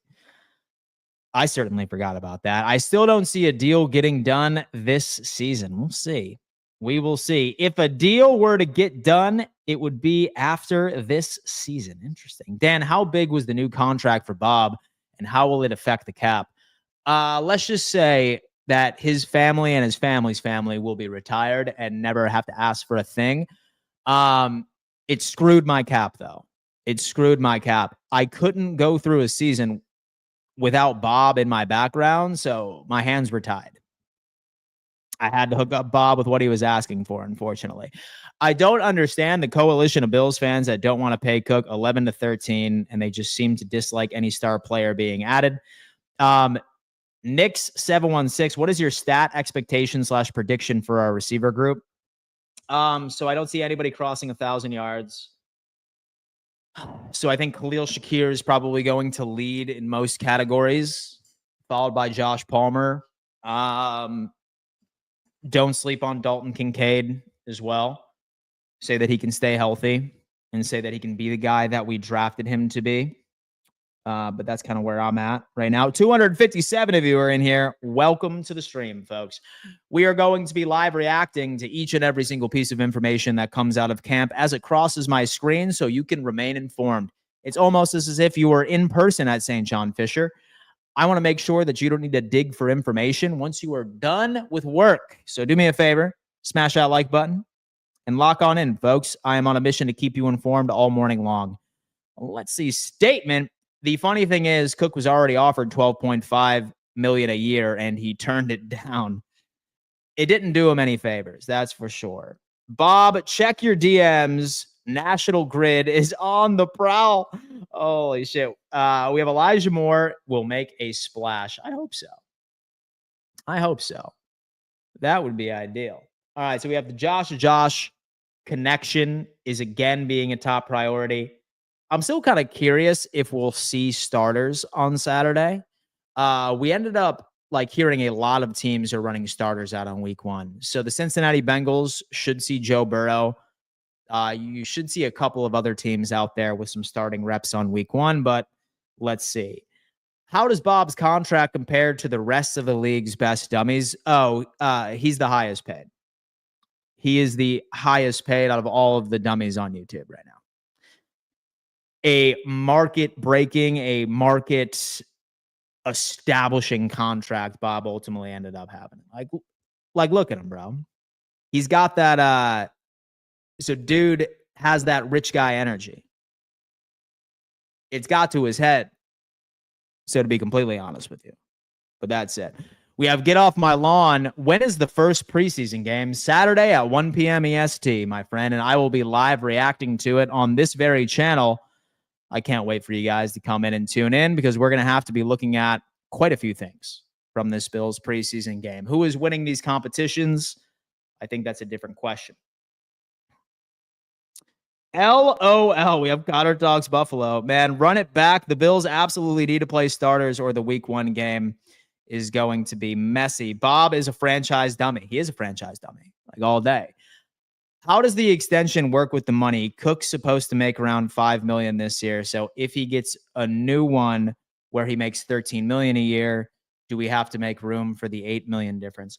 So it depends, right? Like right now, his cap hit is sitting at around 5 because he only has a base salary. Typically, like when you extend a player, what happens is that you end up reverting or transferring what would be his base salary to, I think, so the minimum is at $1.1 million. So theoretically, it would benefit the cap. Say, for example, that we would, because his 3-year extension doesn't technically start now. He would still be under contract for his typical terms this year. But that would mean that, say that he got a 3-year extension, that would mean that we would have him until 2028. His new deal would technically start next year. But say that he got a signing bonus of $25 million. Basically, what we would do is we would split that on an even basis per year. So this year, the following year, the following year, and the following year evenly. So maybe his cap hit would be around the same to what it was right now, but it would slightly improve it as well. So that's kind of how extensions work. So what affects the cap immediately is going to be what is fully guaranteed. And all of those fully guaranteed money is split from an accounting standpoint. So yeah. Say that he gets $25 million for 3 years. It's about 8.5 or something along those lines. That would be split evenly from this year and onward. So 5, 10, 15. Yeah. That's basically how we'll be looking at it. BYOB, bring your own Bob. Indeed. Statement: if Cook deal's not done by week 1, then trade him. It's a distraction we do not need. I think that he'd play ball because he's not going to get paid. He's not going to get paid unless that he does. It's just his last resort. If you were to tell me. That's kind of where I'm at. Work lurking from Lindenville, New York. Carl, what's going on, man? I hope all is well. I hope all is well. An unpopular opinion, but I think Bob got overpaid. His slap count percentage compared to peers is low. Many were arguing that. Many were saying that his production is not nearly as much as some other YouTubers smack their Bob around. Dude, look, like when Bob ended up signing his contract, my front office told him, expect these hands a hell of a lot more often. Okay, so trust me, he's going to earn his damn contract this year. He is going to earn his damn contract this year because he has made me broke. Kincaid is not the player the media said. That reminds me of Gabe Davis when they want a wide receiver number 2 when he only was a good wide receiver 3 or 4. False expectations. Smack their Bob around. That's what I'm saying, dude. Listen, most Bobs on the internet take like 50% more hands than my Bob does. So we're going to see. I heard a report that Bills and Cook are not far apart. In my opinion, we do reach a deal after a few moving pieces get moved. And that Kyron Williams deal was a great sort of base example of what we can be seeing. Busing with the boys is right on campus. So I could assume that they're going to be sitting down and talking to Josh Allen here shortly. We have the Bills have waived injured linebacker Balin Spector, who is no longer on this team and no longer a liability for this squad, thank God. Dan, you realize what you just said? What did I just say? Bob needs a wifey. Yes, he does. Yes, he does. How does guarantees at signing affect the total guarantees? So is it rate in the total amount of guaranteed money? So fully guaranteed money is wired to the player immediately. So say, for example, that somebody gets a 3-year extension and say they get $20 million fully guaranteed, for example. what happens is that $20 million is wired to them immediately, right? And then how the cap is structured is for accounting purposes only. Rate only $5 million of that $20 million is going to go against this year's cap, followed by another 5 and continuing through the remainder of said deal. Sometimes when it comes into guarantees, like you can also end up looking at standard guarantees, which means if you are on the roster at a certain point by year 3 or year 4, then your salary is entirely guaranteed. Like meaning you'll get like $30 million that year in salary. But that is only depending on whether or not that you are on the roster. It gets pretty intricate, but I am happy to make a video on that one day for a more in-depth explanation. I'm working on it, Carly, trying to keep them lights on. We have hard LOL. Of course, the state takes half of that, Dan. Plus, so the state of New York does take half of it. That is for sure.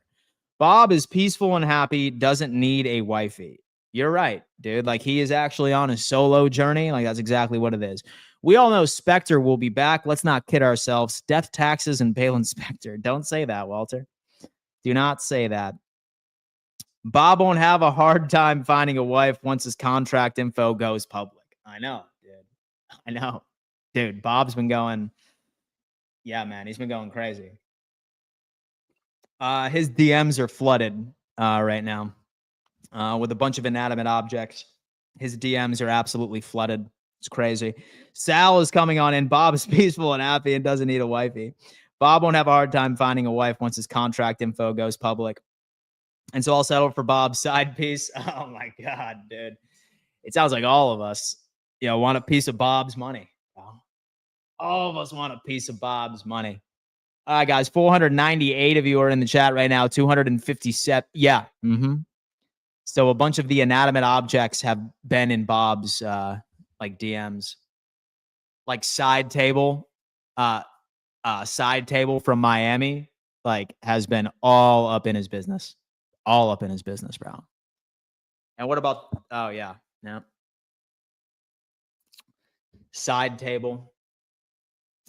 Sectional couch from Seattle was sending some wild photos. So, yeah, I have no doubt that he's going to find a girl.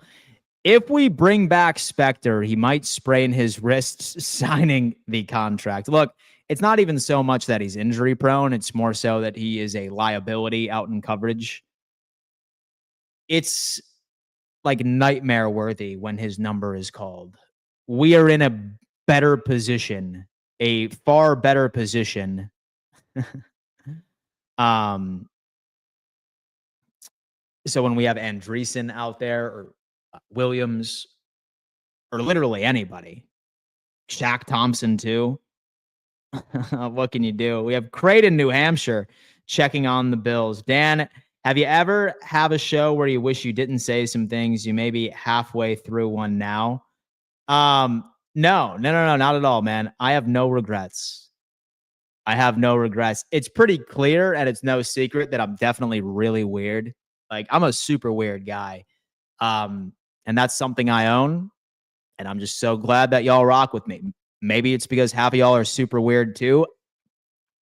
I don't know. But yeah, for sure, man. Shout out to the weirdos and that rock with me on a regular basis. Shout out to the damn weirdos. We have Mike the Vlogger is coming in. What is your honest opinion on the Dolphins? I have no idea how I feel about them. So I think the Miami Dolphins are dangerously close into blowing up so the entire organization. So a lot of questions on the offensive line. And so you have a quarterback that is prone to getting concussions and is injury prone. Zero secondary. So when you have a player like Storm Duck being CB1, that's obviously going to be an issue. I have a hot take for Miami. I have a feeling that they are going to not live up to expectations once again. I think that Tyreek Hill will be traded by the trade deadline. I think that Mike McDaniel will also be fired about halfway through the season. I don't think it's going to be a good year for Miami. And that's not just me like being a troll, and that's not like me speaking from so a side of rivalry. It's just kind of how it is. I'm not particularly no regrets up in here, man. No regrets. And did you know that Zach Hiller was Dalvin Cook's agent as well? So you best believe Dalvin is in James's ear and the agent's ear on the contract talk. Robert Bob Bobby Me Boy. Damn. Look at that. Sup, Richie? Yes, I am at it again. We have 270 on, 145 likes hit. Yeah, guys, for sure. Say, for example, that you are enjoying the show today. I am doing my best to consolidate each and every single piece of information that comes out of camp as it comes out. So say, for example, you like that and you like being able to be informed, and it's almost mimicking that you were at training camp yourself. Just do me a favor, smash that like button. All right. Subscribe to the channel, and let's patiently await for some sort of update to come out of practice. So far, it does seem that Buffalo has been running through several positional drills, but here we are. These are the plays that Bills desperately need Keon Coleman to eliminate from his game. Like, this is literally a one-on-one right here. Like, this is literally a one-on-one, no coverage whatsoever. It's a ramp-up exercise. I wouldn't be freaking out. I would not be freaking out about this. I can tell you that much. I have 20 notifications.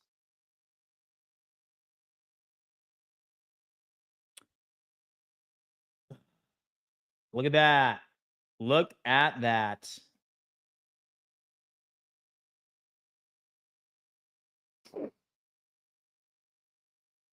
Not so well. Mafia Sports Report, that worked in Dalvin's favor. Question, NFC Championship game. So the NFC Championship game, give me, so a hot take here. So I'm going to go with the LA Rams and the Washington Commanders. It's a hot take, but that's who I'm going with. Rams and Commanders, you heard it here first.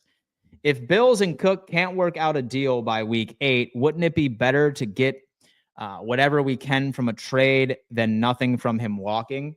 So he's not going to walk. So he's under contract right now. So unless Buffalo lets him go, he's going to be here. And the thing is that like he has like no leverage at all. So he's set to make $5 million this year and pay salary. So he's not going to sit out for the entire season and not get paid a penny because he needs those game checks or otherwise he's not getting paid. And he's also going to be 27 next year. So why would a team want to give him a deal that he's looking for that held out for an entire season? So the year before, an entire year away from football. I just don't see it benefiting him, right? It's like, dude has no leverage, has zero leverage. So he is going to play regardless. That's kind of how it is.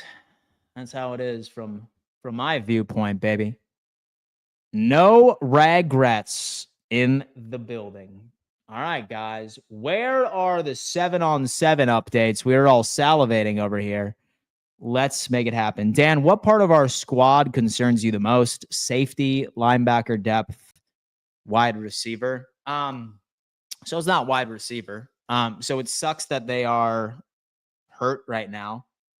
So we have Curtis Samuel and Shakir out, but it's funny while I'm addressing this, we see Keon Coleman dropping that very easy pass, but here we are. I'd say safety still. I kind of wonder like what Cole Bishop is going to look like. Say that he does get the nod for the starting position. Like, how is that chemistry with Taylor Rapp going to look like?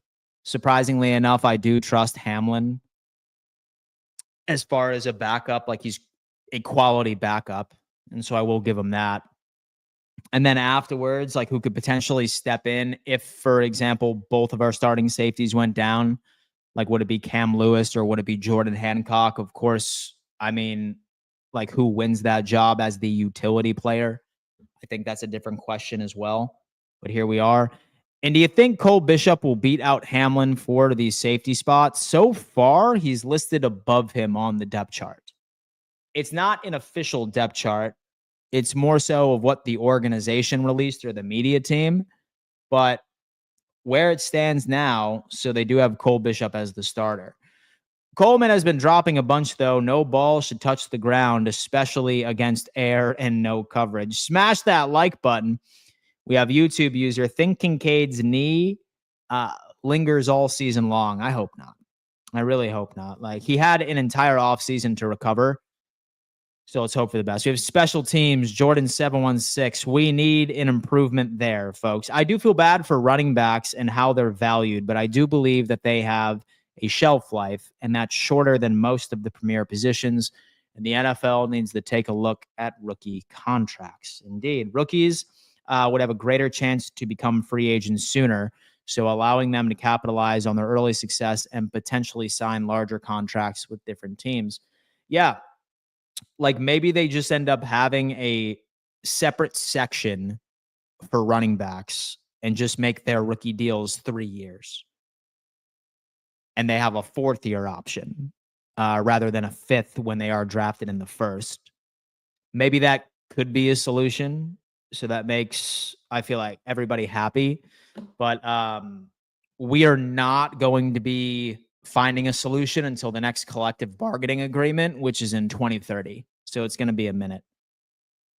My dad said that Coleman has dropped more passes than any wide receiver he's ever seen at camp. I know he's having a good training camp, but that is really concerning to me. Catch those damn balls, Keon Coleman.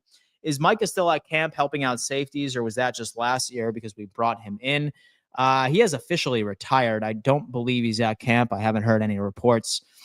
Exactly, Dan. We have Jonathan Myers going out with the assumption that Shakir is not ready for week 1. How confident are you with Palmer stepping up since Shakir was out last year? So our offense clearly suffered. It's going to be less than ideal, right? Because last time we played Baltimore without Khalil Shakir, so our offense was not able to do much, and still a solid run defense. So it's going to be pretty difficult for us to establish the ground game as well. So we need Elijah Moore. We would need Joshua Palmer. We need Keon Coleman and sort of really step up as well. Same thing with Curtis Samuel, and just figure it out. But hey, remember, so when it comes into the Ravens, so they are still struggling with the Isaiah Likely foot fracture as well. So that is something. We are not the only ones missing out on one of our star players. That is for sure. Catch those balls is crazy work. Yes, it is. Question, have you watched Hard Knocks yet? I certainly have. Best linebacker duo in the league, Milano and Bernard. I'll tell you what. Like, we have not seen a full season of these two together, and I feel like we're due. We are due. Terrell Bernard out on the field during... Oh, okay. All right, man. So we have a little bit of updates here. Terrell Bernard was out on the field during 11-on-11s for the first time this training camp. First chance to see the duo of Bernard and Milano working together this summer in Pittsburgh. Spencer Brown doing teamwork for the first time as well. Folks, we're finally getting updates. Patience has been rewarded, ladies and gents. Bernard, talk to me. I am okay with this. And we're going to have to add Mr. Acosta right to this list real fast, because he's obviously giving us some updates that we are desperately in need to react to. Jonathan Acosta. Jonathan.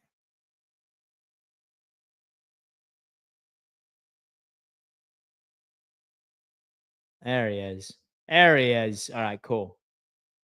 It's the best linebacker duo in the league, folks. We have 11-on-11s going on right now, folks. Smash that like button, subscribe to the channel. Let's get it in. We have Terrell Bernard out on the field during 11-on-11s for the first time this training camp. You got to love it. Give me some 11-on-11 updates.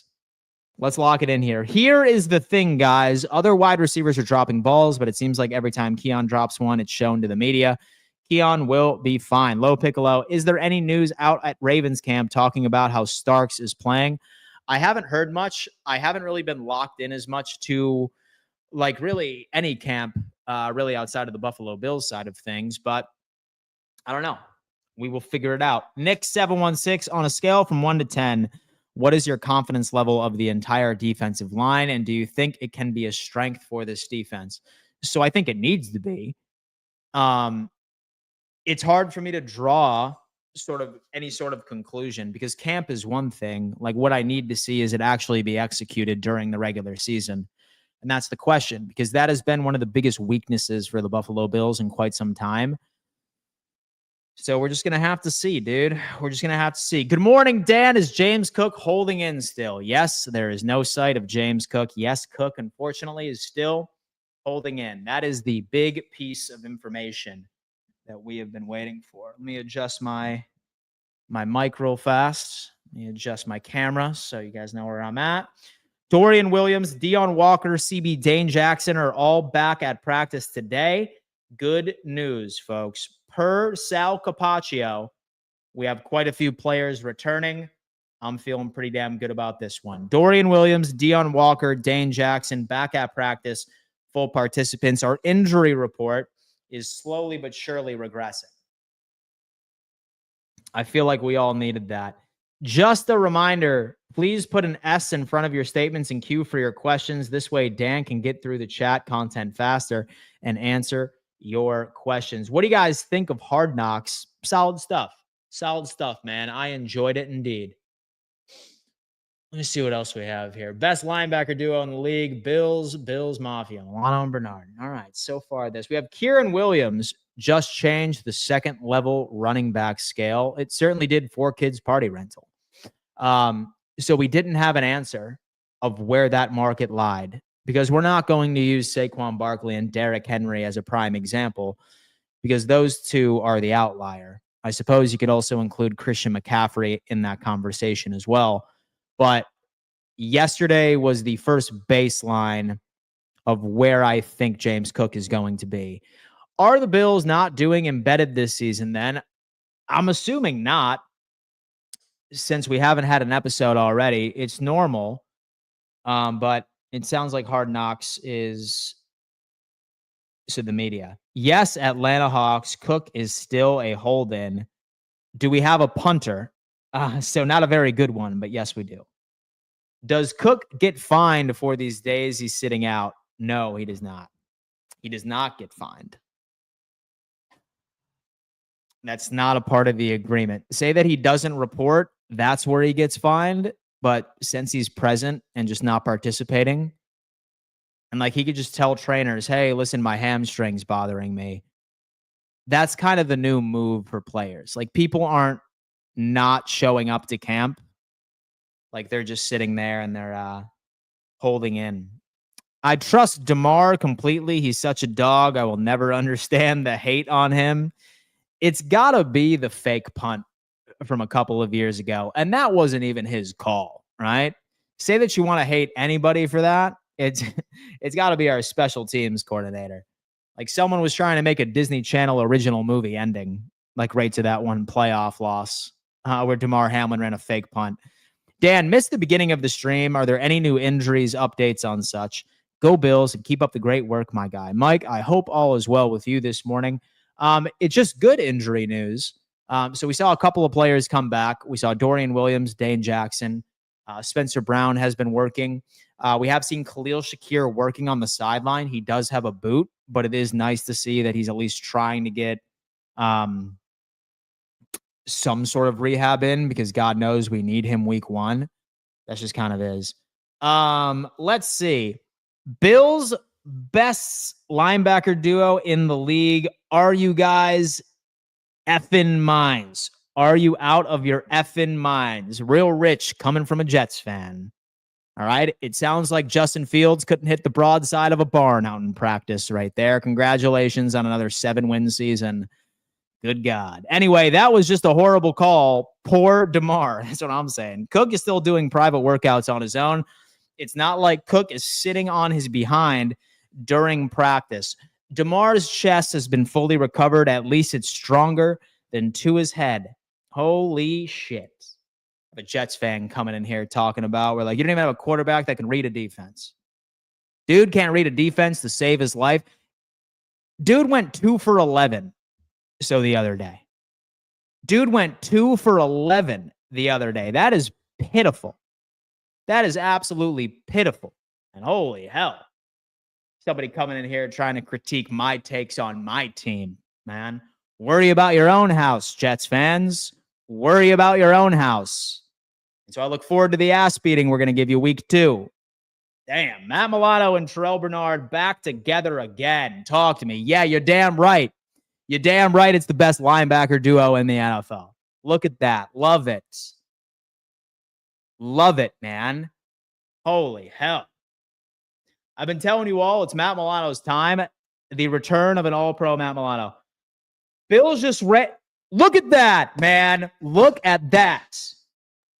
Bills just ran a jet sweep to Elijah Moore, and Matt Milano looked like he was shot out of a cannon, getting to him before he could turn the corner. Milano has been tremendous at camp. Look at that. It was perfectly stated. Perfectly stated. The second that we start getting some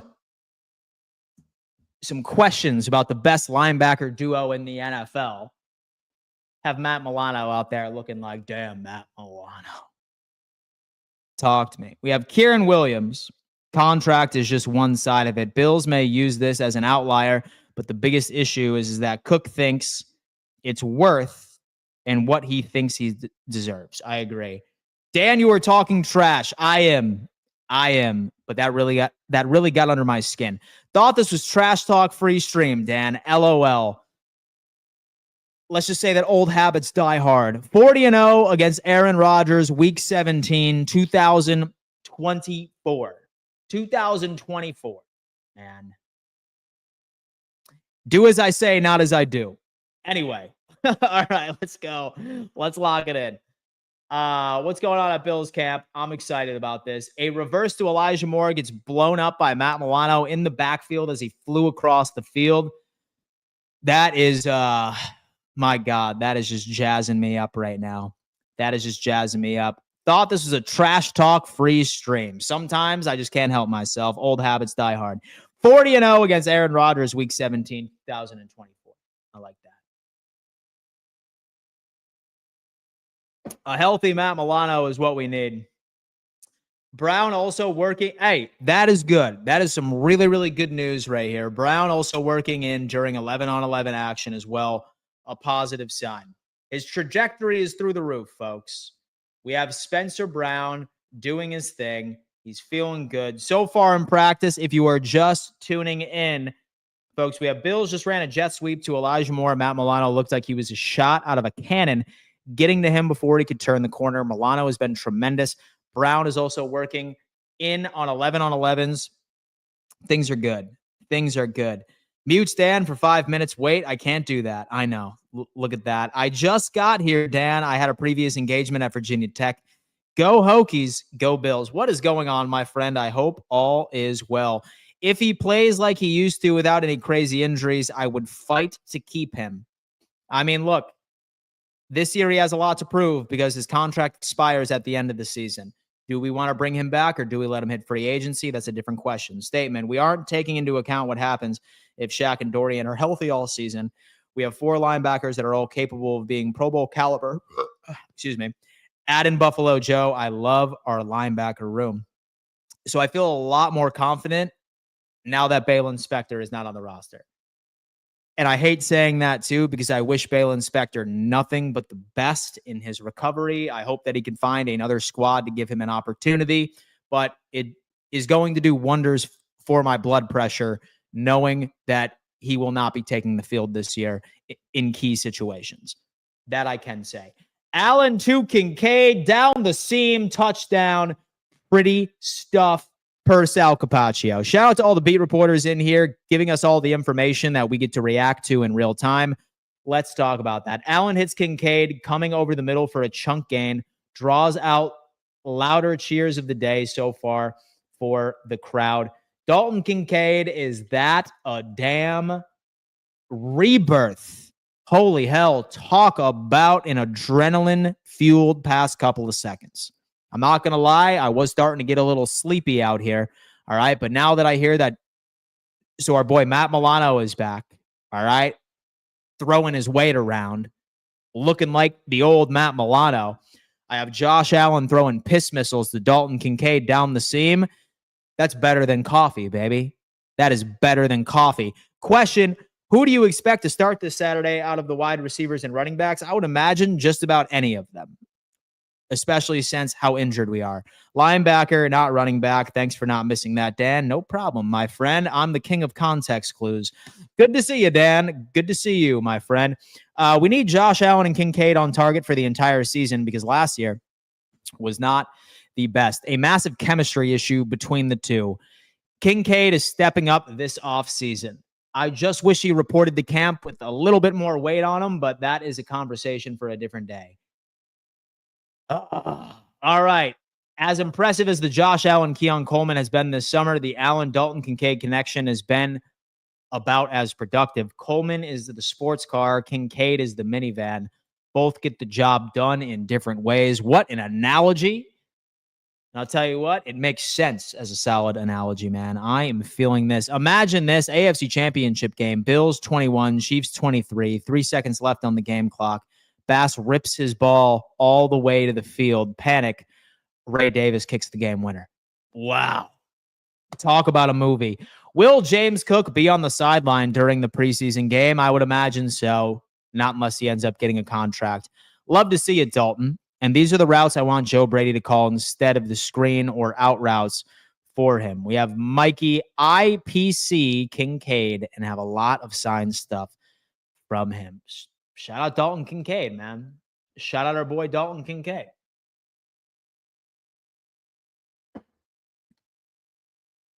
And so I'd love to see him have a comeback here.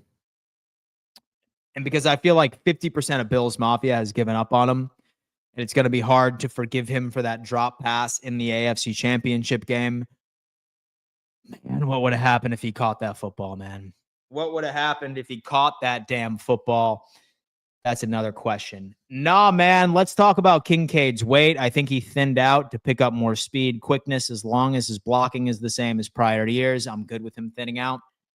So I think half of the reason that Bean and McDermott wanted him to put weight on was that it probably helped with the injury side of things. But hey, look, as long as he could avoid some major contact, say that his route running is really crisp as can be, then I'm completely fine.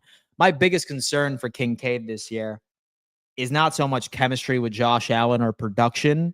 It's more so, can he stay healthy? I think that's my biggest concern for him. Because I do think that when he is healthy, I think that he is a massive weapon for this team. But that's another question. Same thing with Curtis Samuel. Like, y'all know that I've been pounding the table to remain a believer in Curtis Samuel, but it's I don't know. It's tough. We would have got rocked by the Eagles, to be honest. Maybe not as bad as the Chiefs did, but they were on a different level at the Super Bowl. It's tough to say. It's tough to say, man. Like, who knows? So I will say that Buffalo's offensive line is a hell of a lot better than Kansas City's. Maybe the game wouldn't have been as similar as we think, right? But it's something we'll never know. It's something we'll never know now that we are approaching the 2025 season. Let's see how it plays out. If Kincaid catches the ball, people are talking about how tough he was for playing through that injury, and we all could watch happen to film. He is the 12th ranked tight end in Bills history already. Look at that. And just in 2 years of play. Dan, I was out for a while. Can you sum up the important things we saw at camp today? Dragon Dude, what's going on, man? Hope all is well. So we have day 3 of the James Cook hold-in. That is a very boring and a very annoying storyline, but it's something we have to talk about. We ended up seeing Matt Milano making a crazy play currently on 11 on 11s. Spencer Brown is also running with 11 on 11s. We just saw a touchdown pass from Josh Allen to Dalton Kincaid down the seam. That is exciting. No new injuries, knock on wood. Yeah, dude. For the most part, it's been a relatively quiet first couple of hours, but we have heard a couple of news pieces dropping as this stream has continued. Allen to Kincaid down the seam, TD, pretty stuff, man. I absolutely love it. Spector out. Shaq Thompson is in. I feel like Shaq Thompson has definitely solidified himself a roster spot, which is indeed good. 525 of you in here right now, 258 of you on YouTube. Guys, as you are coming in, please do me a favor and hit that thumbs up sign for me. I'm consolidating each and every single piece of information that comes out of camp as it comes out.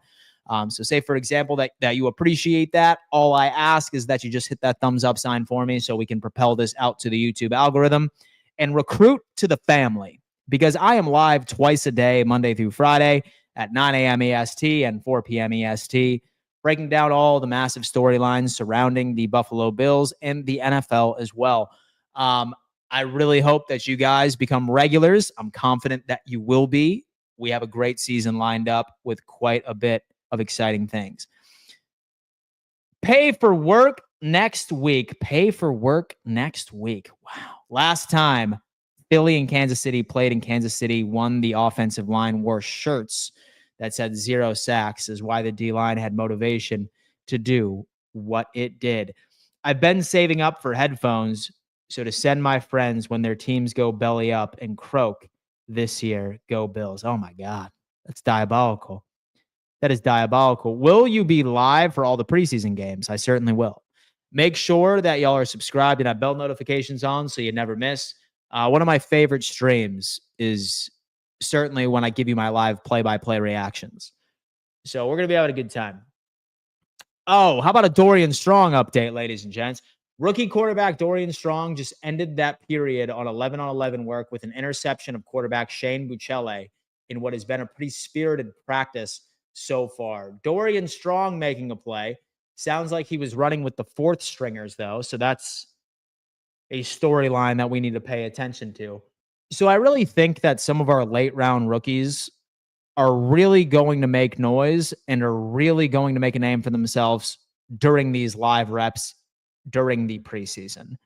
That's what it's going to look like. I don't know. We will see. Rhonda has come in. Hey, Dan, is there a way to watch Hard Knocks besides having HBO? I believe that HBO is the only option. I don't know if maybe it's like re-uploaded illegally on like YouTube or somewhere, but yeah, from what I understand, it's only on HBO Max. We have all this just to lose to the Jets twice. Posting up from Twitch is coming in, folks. We have one guy on Twitch right now, and he's coming in saying all of this to lose to the Jets. I have seen junior varsity quarterbacks better than Justin Fields, but here we are. Who will be our number 2 quarterback? Not who you hope. Who do you think? I feel like it's going to be Mitch Trubisky. I feel like it's probably going to be more. So as much as I would like Mike White, it sounds like Mitch Trubisky is leading the pack, but we'll see. So we'll see. Who will be our number 2 quarterback? Not who you hope, who you think. I know how she can stream Hard Knocks for free. How do you do it, Damon? We have DF Forever liking how we have that. All right, guys. All right, man. Let's see what's going on here. Hard Knocks. Okay. Let's keep it this way. Bills beat. Okay, we have Dorian Strong is coming on a speeding bullet as training camp progresses. An interception Wednesday, a feather in his cap. Strong will be a starter in this league in short time. Teams won't be able to keep him off of the field. Another late round hit for Brandon Bean. I'd probably slow down a little bit. I heard Netflix is making a new Bills documentary, though. Another documentary for the Buffalo Bills. Let's see. So I saw that the SEC documentary just ended up getting dropped. I'm going to be curious to take a look at that while I So I go through my workday. Here, guys, 522 of you in the live chat already. We have 258 of you on YouTube, 252 on X, 1 of you on Twitch, 11 of you on Facebook. Do me a favor, smash that like button, subscribe to the channel, and turn on bell notifications. I heard Netflix is making a new Bills documentary. We have question: why didn't we resign Amari Cooper? So I feel like we ultimately ended up getting a better answer. Somebody that's younger, somebody that has a very similar skill set. And there's a reason why Cooper has not been signed yet. It's because he just ended up coming off of an injury. He just got surgery where he probably should have got it midway through the season last year. But I suppose time will tell. As a Pats fan, I'm excited for our matchup this year, and Bills Mafia is a great fan base to get engaged with.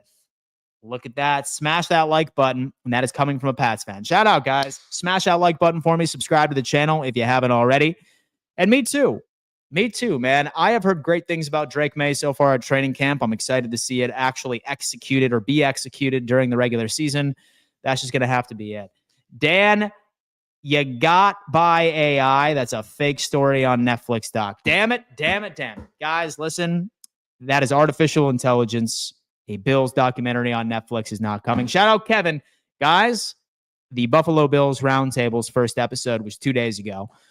We are having our second episode on Thursday. It's myself, Kevin, Zbot, and Jake from Bills Bunker, Mondays and Thursdays. So I highly recommend that you go subscribe to that damn channel, because we are going to be bringing the heat all season long, unpacking all of the information that we learn on this stream each and every single morning.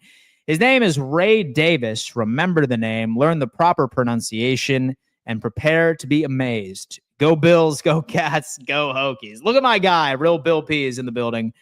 Let's see. We have Josh Palmer. Reminds me a lot of Amari Cooper in his earlier years, probably who our replacement was. So we ended up bringing a wide receiver that has similar traits to Amari Cooper. Somebody that hasn't necessarily proven from a statistical standpoint, but his ceiling is up there. So I think Brandon Beane, he would much rather go with the younger player than bring back Amari Cooper, who did, I suppose, pay his dividends. It sucked that he got injured when he did last year, because I don't think he was implemented the way that we wanted him to be.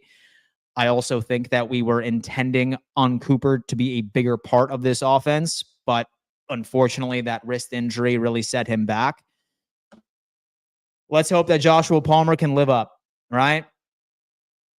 Because yes, I will say that there is a lot of upside on the wide receiver, but I mean, he's never been more than a wide receiver 3 or 4. And this offense has done it before, right? Like we've seen it with Smoke Brown. We've seen it with Cole Beasley. We've seen it with a lot of wide receivers. We are fortunate enough to have a quarterback that brings out the best in a lot of wide receivers as well. But that's just a different time. Dan, how about a link to that channel so I can stick it on the top? My guy, thank you so much. Dwayne, what would I do without you, man? What would I do without you? I'm going to go on ahead, Dwayne, and I'm going to put the Bills Roundtable channel in the live chat. And folks, say, for example, that you would like to watch a collaborative Bills show twice a week, Monday through Thursday, 5 p.m. EST, I believe, is typically when we go. That's right, 5 p.m. EST. Do me a favor, guys. Go subscribe to this bad boy and lock it in. We only have 78 subscribers. Give me a break. I'm just kidding. We didn't even have an episode on this channel because I made a boo-boo. However, I'm going to put this right in the live chat right now, and let's get this up. I mean, shit. How many people are in here? 250 of you are watching. Let's add 250 people to this YouTube channel right here, all right? We haven't dropped a live episode on this channel yet, but the first one is going to be on Thursday. If there's 250 of you on YouTube watching this, and even out of the 254 of you on X and 13 on Facebook, go subscribe to this bad boy. Let's lock in, because we have a great show over there. It's great chemistry. We have a lot to talk about on Thursday. Some good shit. I appreciate that. Yeah, it is. That's our channel. Look at that. There it is, baby. Shout out. Go Bills. DF forever here. It's pinned. Also, like, share, and subscribe. Dwayne, you're the man. I wouldn't be able to do anything without you, man. I hope you realize I am one of those 78. Guys, yeah, subscribe. I'm going to be spamming this until I get to a subscriber count that I feel is appropriate. All right? So say, for example, that you would like me to, for a lack of a better term, shut my damn mouth. then go on ahead and just subscribe. Link is pinned at the top. Let's make it happen. Dalton Kincaid show in full effect at St. John Fisher. Third-year tight end is ready. Kincaid got past Dane, Rapp, and Cam for a 20-yard touchdown. Really nice throw from Josh Allen. Kincaid is out there attempting to make a name for himself, folks. Attempting to make a name for him. Let's lock in. Ray Davis got tackled to the ground and came up.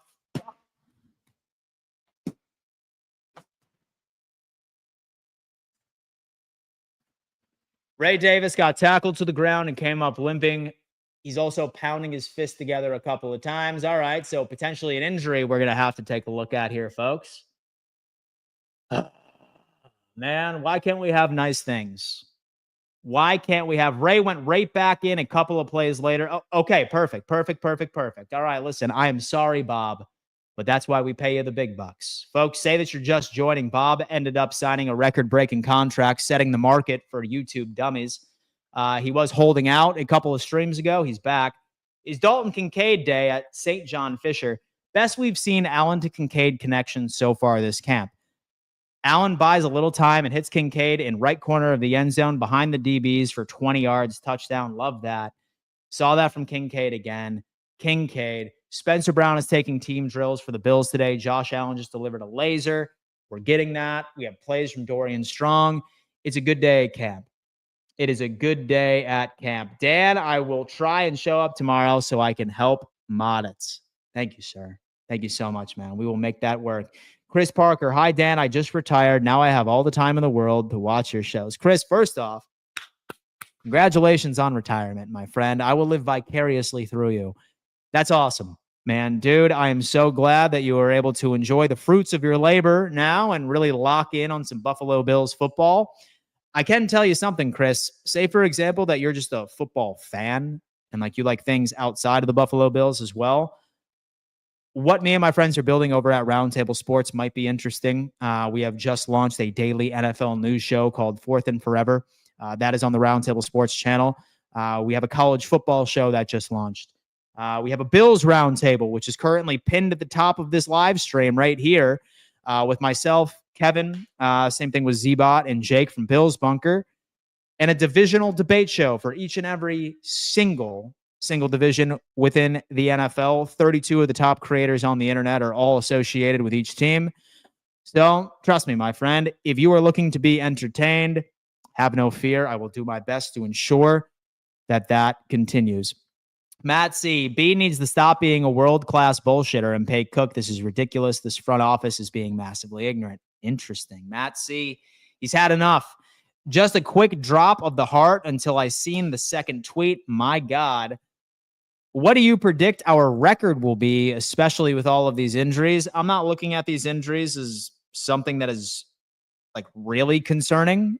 So we did see Khalil Shakir with the boot. While some of my friends are trying to talk me off of a ledge about Khalil Shakir, I don't think that he's going to be the same until week 2, week 3. So I don't really see him being a big factor in week 1. Like not unless he has some like massive recovery. But as far as all the soft tissue stuff, no.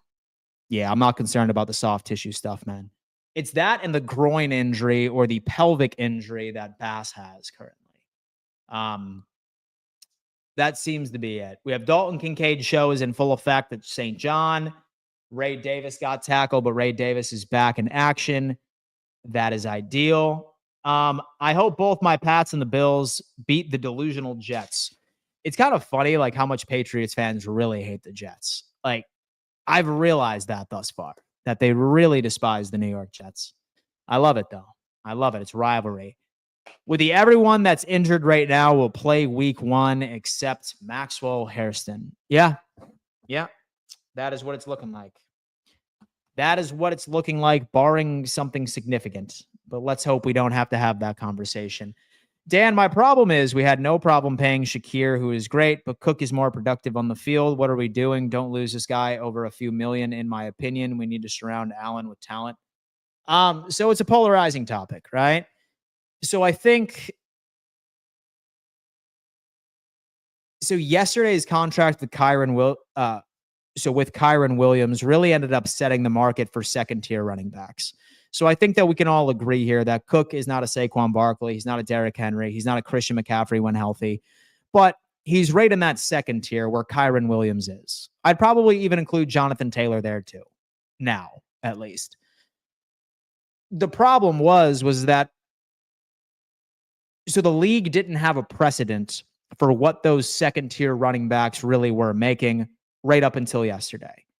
So I feel that Cook should be self-aware enough so to realize that him and Kyron, that's probably the best example, like rate of comparisons. Yes, Kyron is typically out there for 85% of the snaps, right? And Cook is more so 50. But with Cook's production, he's almost matching that overall production, especially compared to last year. So I guess you can make an argument. So with, so the either way. So I think that should be a deal. That should be a deal that he should take. And say, for example, that we need to give him $1 extra million in total value and $1 extra million rate in total guarantees. So not only would I think that that's fair, I think that should be something that he would take. Bill Cosby. Hey, Puddin' Pop, go Bills. Oh, my God. Oh, my God. Got Bill Cosby in the chat. What did I miss in the statement? This channel didn't pop up for Roundtable Bills. What do you mean, man? What do you mean? I also hyped the refs also stop balling out and the Chiefs and Mahomes. And by the way, my friend, that channel is pinned at the top of the live chat.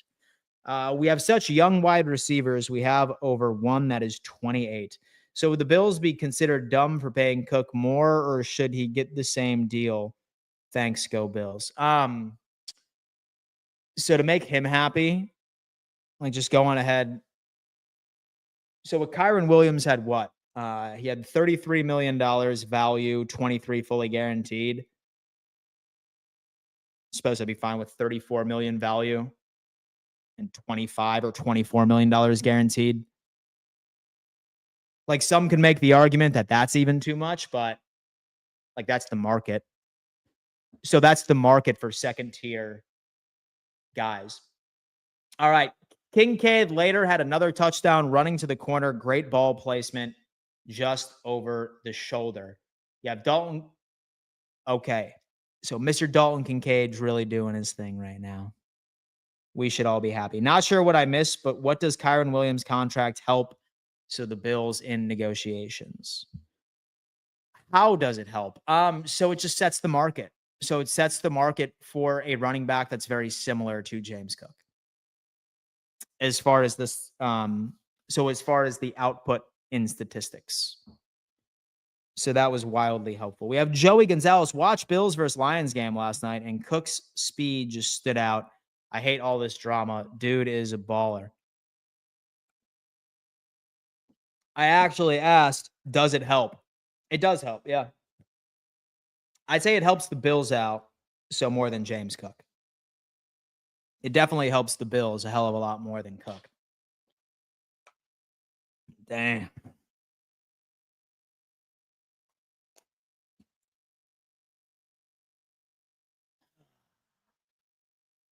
Let's get it.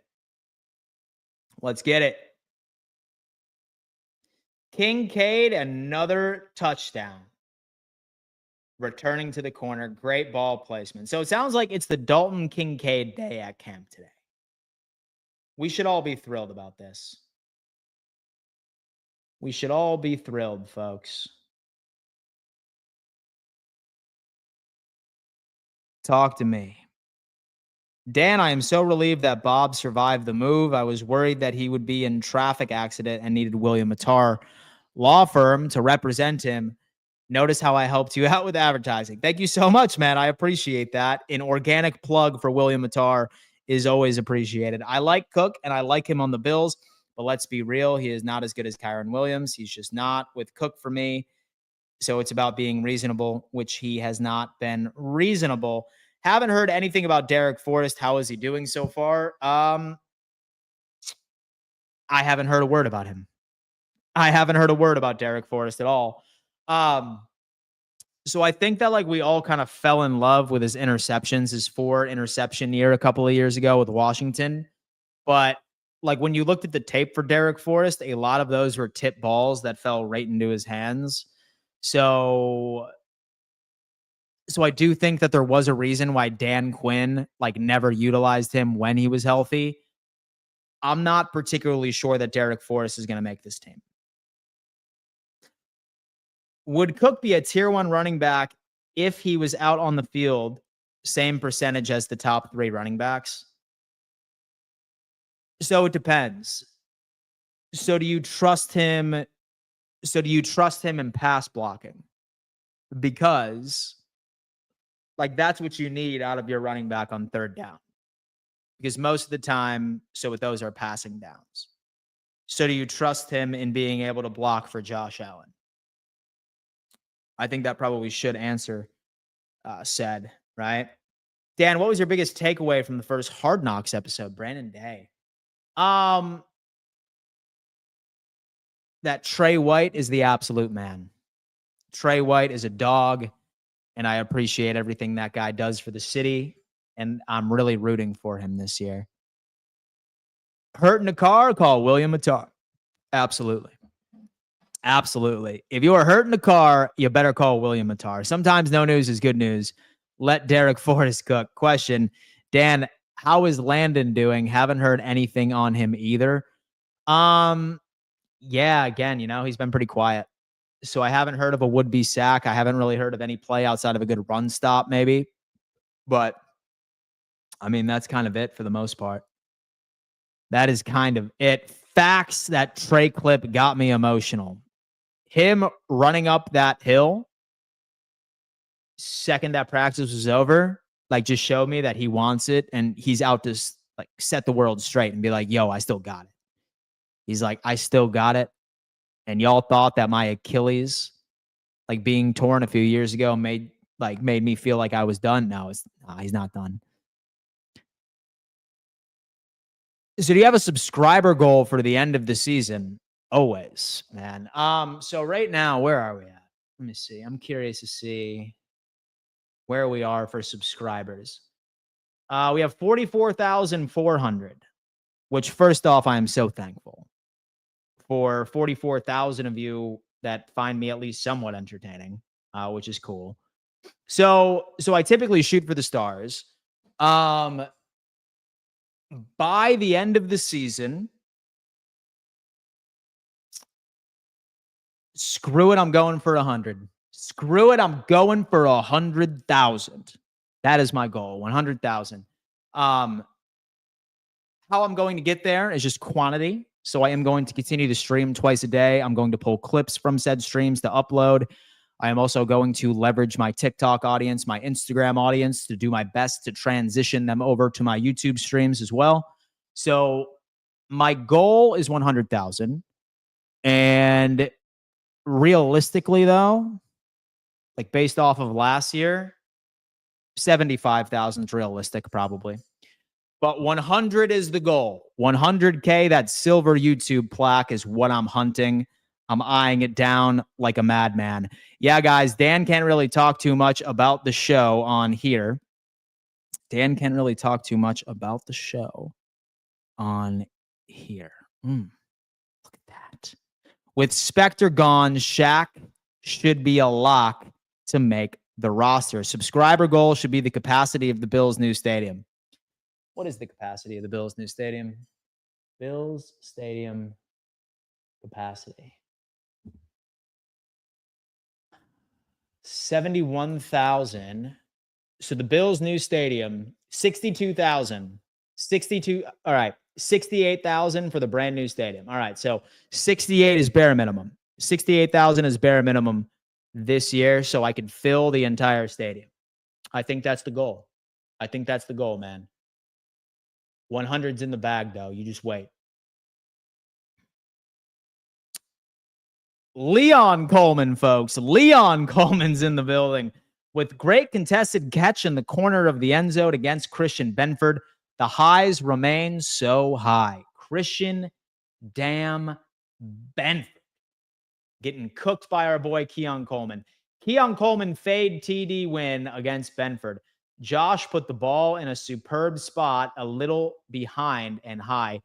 So I got to tell you, we did a film review on Keon Coleman, I think last month. My dude runs a lot of fades.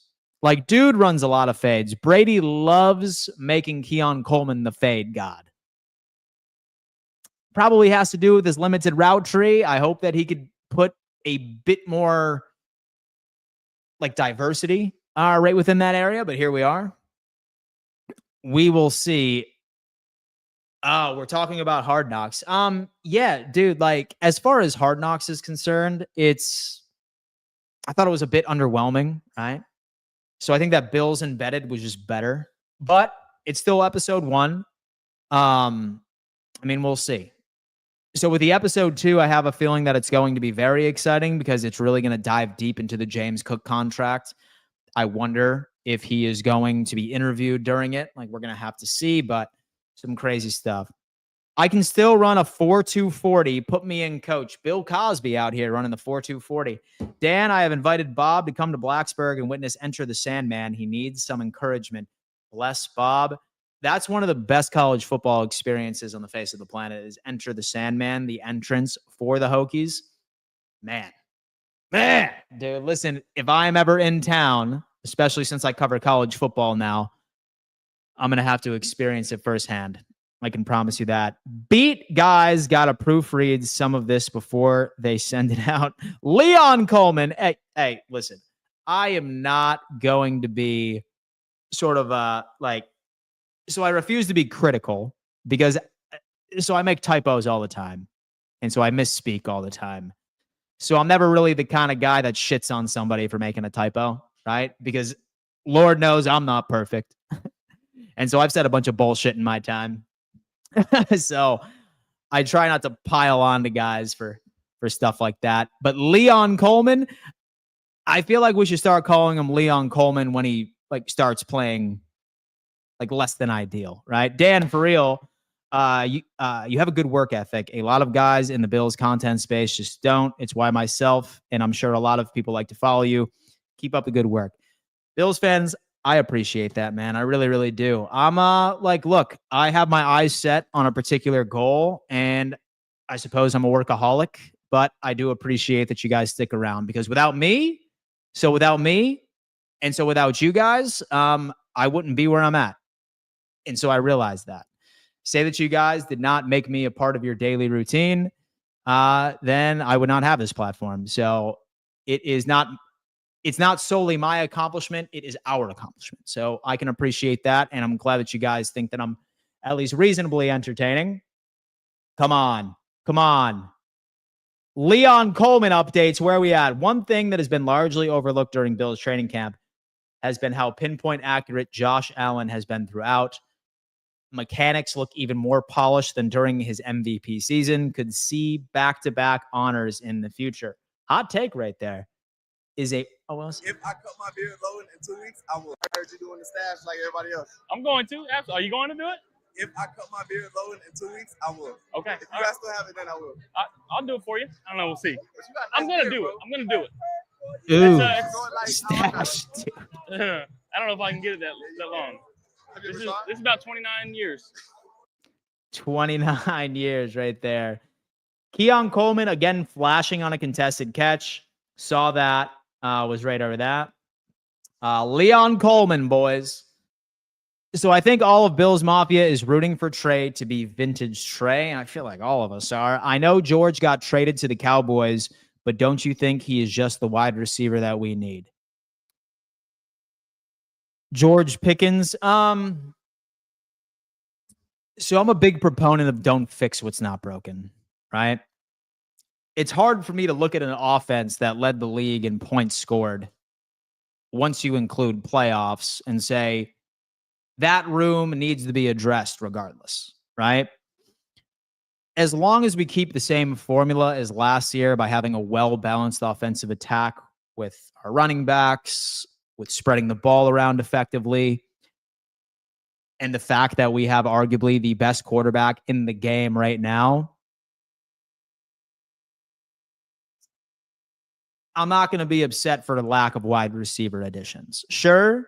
So was I pounding the table for Kyle Williams and Jalen Royals just because I love the prospects? Absolutely. But nah. Yeah, I'm good. I'm good on making any significant investments because where we need to invest is obviously this defense.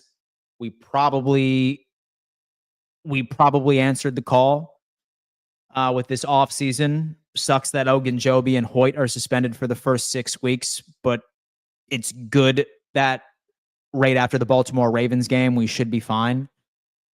This show, Dan's new show, Roundtable, and the AFC East Roundtable, just to name a few, Dan keeps busy, dude. Yeah. No, it's crazy stuff, man. Like, say, for example, y'all are curious of like what my day is. Like, it's this show in the morning, and then afterwards, like, that's when I start making my TikToks. And like, that's for about an hour or two. And then afterwards, it's Fourth and Forever. And then afterwards, it's stuff with Roundtable as far as the behind the scenes stuff, like being a founder of a company, like that's whatever. And then my second stream, and then all the Roundtable shows. So yeah, man, rest be assured. I don't have a lot of leisure time. So, but it doesn't matter because I love what I do. I love what I do. Leon Coleman is definitely going to be used by the social team shitpost. Dude, Leon Coleman is what I'm going to start referring to him as if he pisses me off at any given point this year. At least the two that are suspended won't be injured by week 6. Touche. Touche. Question, Bosa. Just one word. Like really outside of a couple of things that you really need to dig context out of, like not much. We heard that he caused pressure or like he backed up his matchup on the offensive line enough where Josh Allen had to scramble a tad. Like haven't heard anything insane, but he's probably slow walking too because he was on the PUP list right during mandatory minicamp. So we will see. What do we know about Justin Holland's pickup? Is he worth anything? No. So I think we're starting to get to the point of the preseason where like we're just filling in camp bodies. Like maybe he makes a name for himself, right? But likely he's just going to be that dude that's a camp body for the first preseason game. Love me some Leon Coleman. Leon, baby. Leon, baby. All right. 6 minutes ago since the last update. So I think I'm going to give it another 5 to 10 minutes to see if there's any more. I want to assume that practice should be wrapping. But let's see.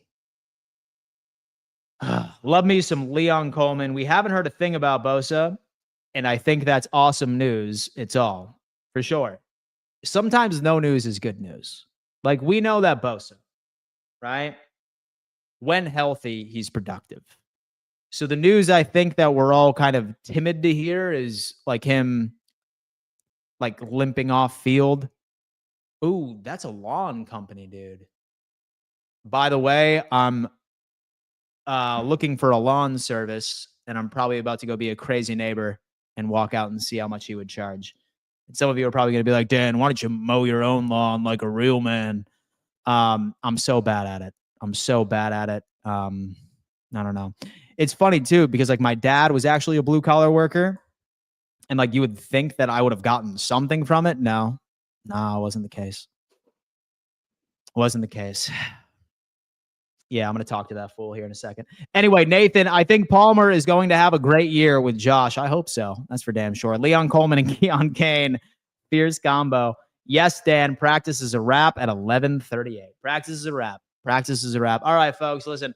I am about to go talk to this lawn dude and see if I can get him to mow my damn lawn because that shit's getting crazy out there. But anyway, love you guys. Thank you so much for tuning in. I will be live for my second stream this afternoon at 4 p.m. EST for any burning topics. Say, for example, you're going to miss me. Then you can follow me on TikTok at Real Dan Mitchell. Same thing on X. Same thing on Instagram.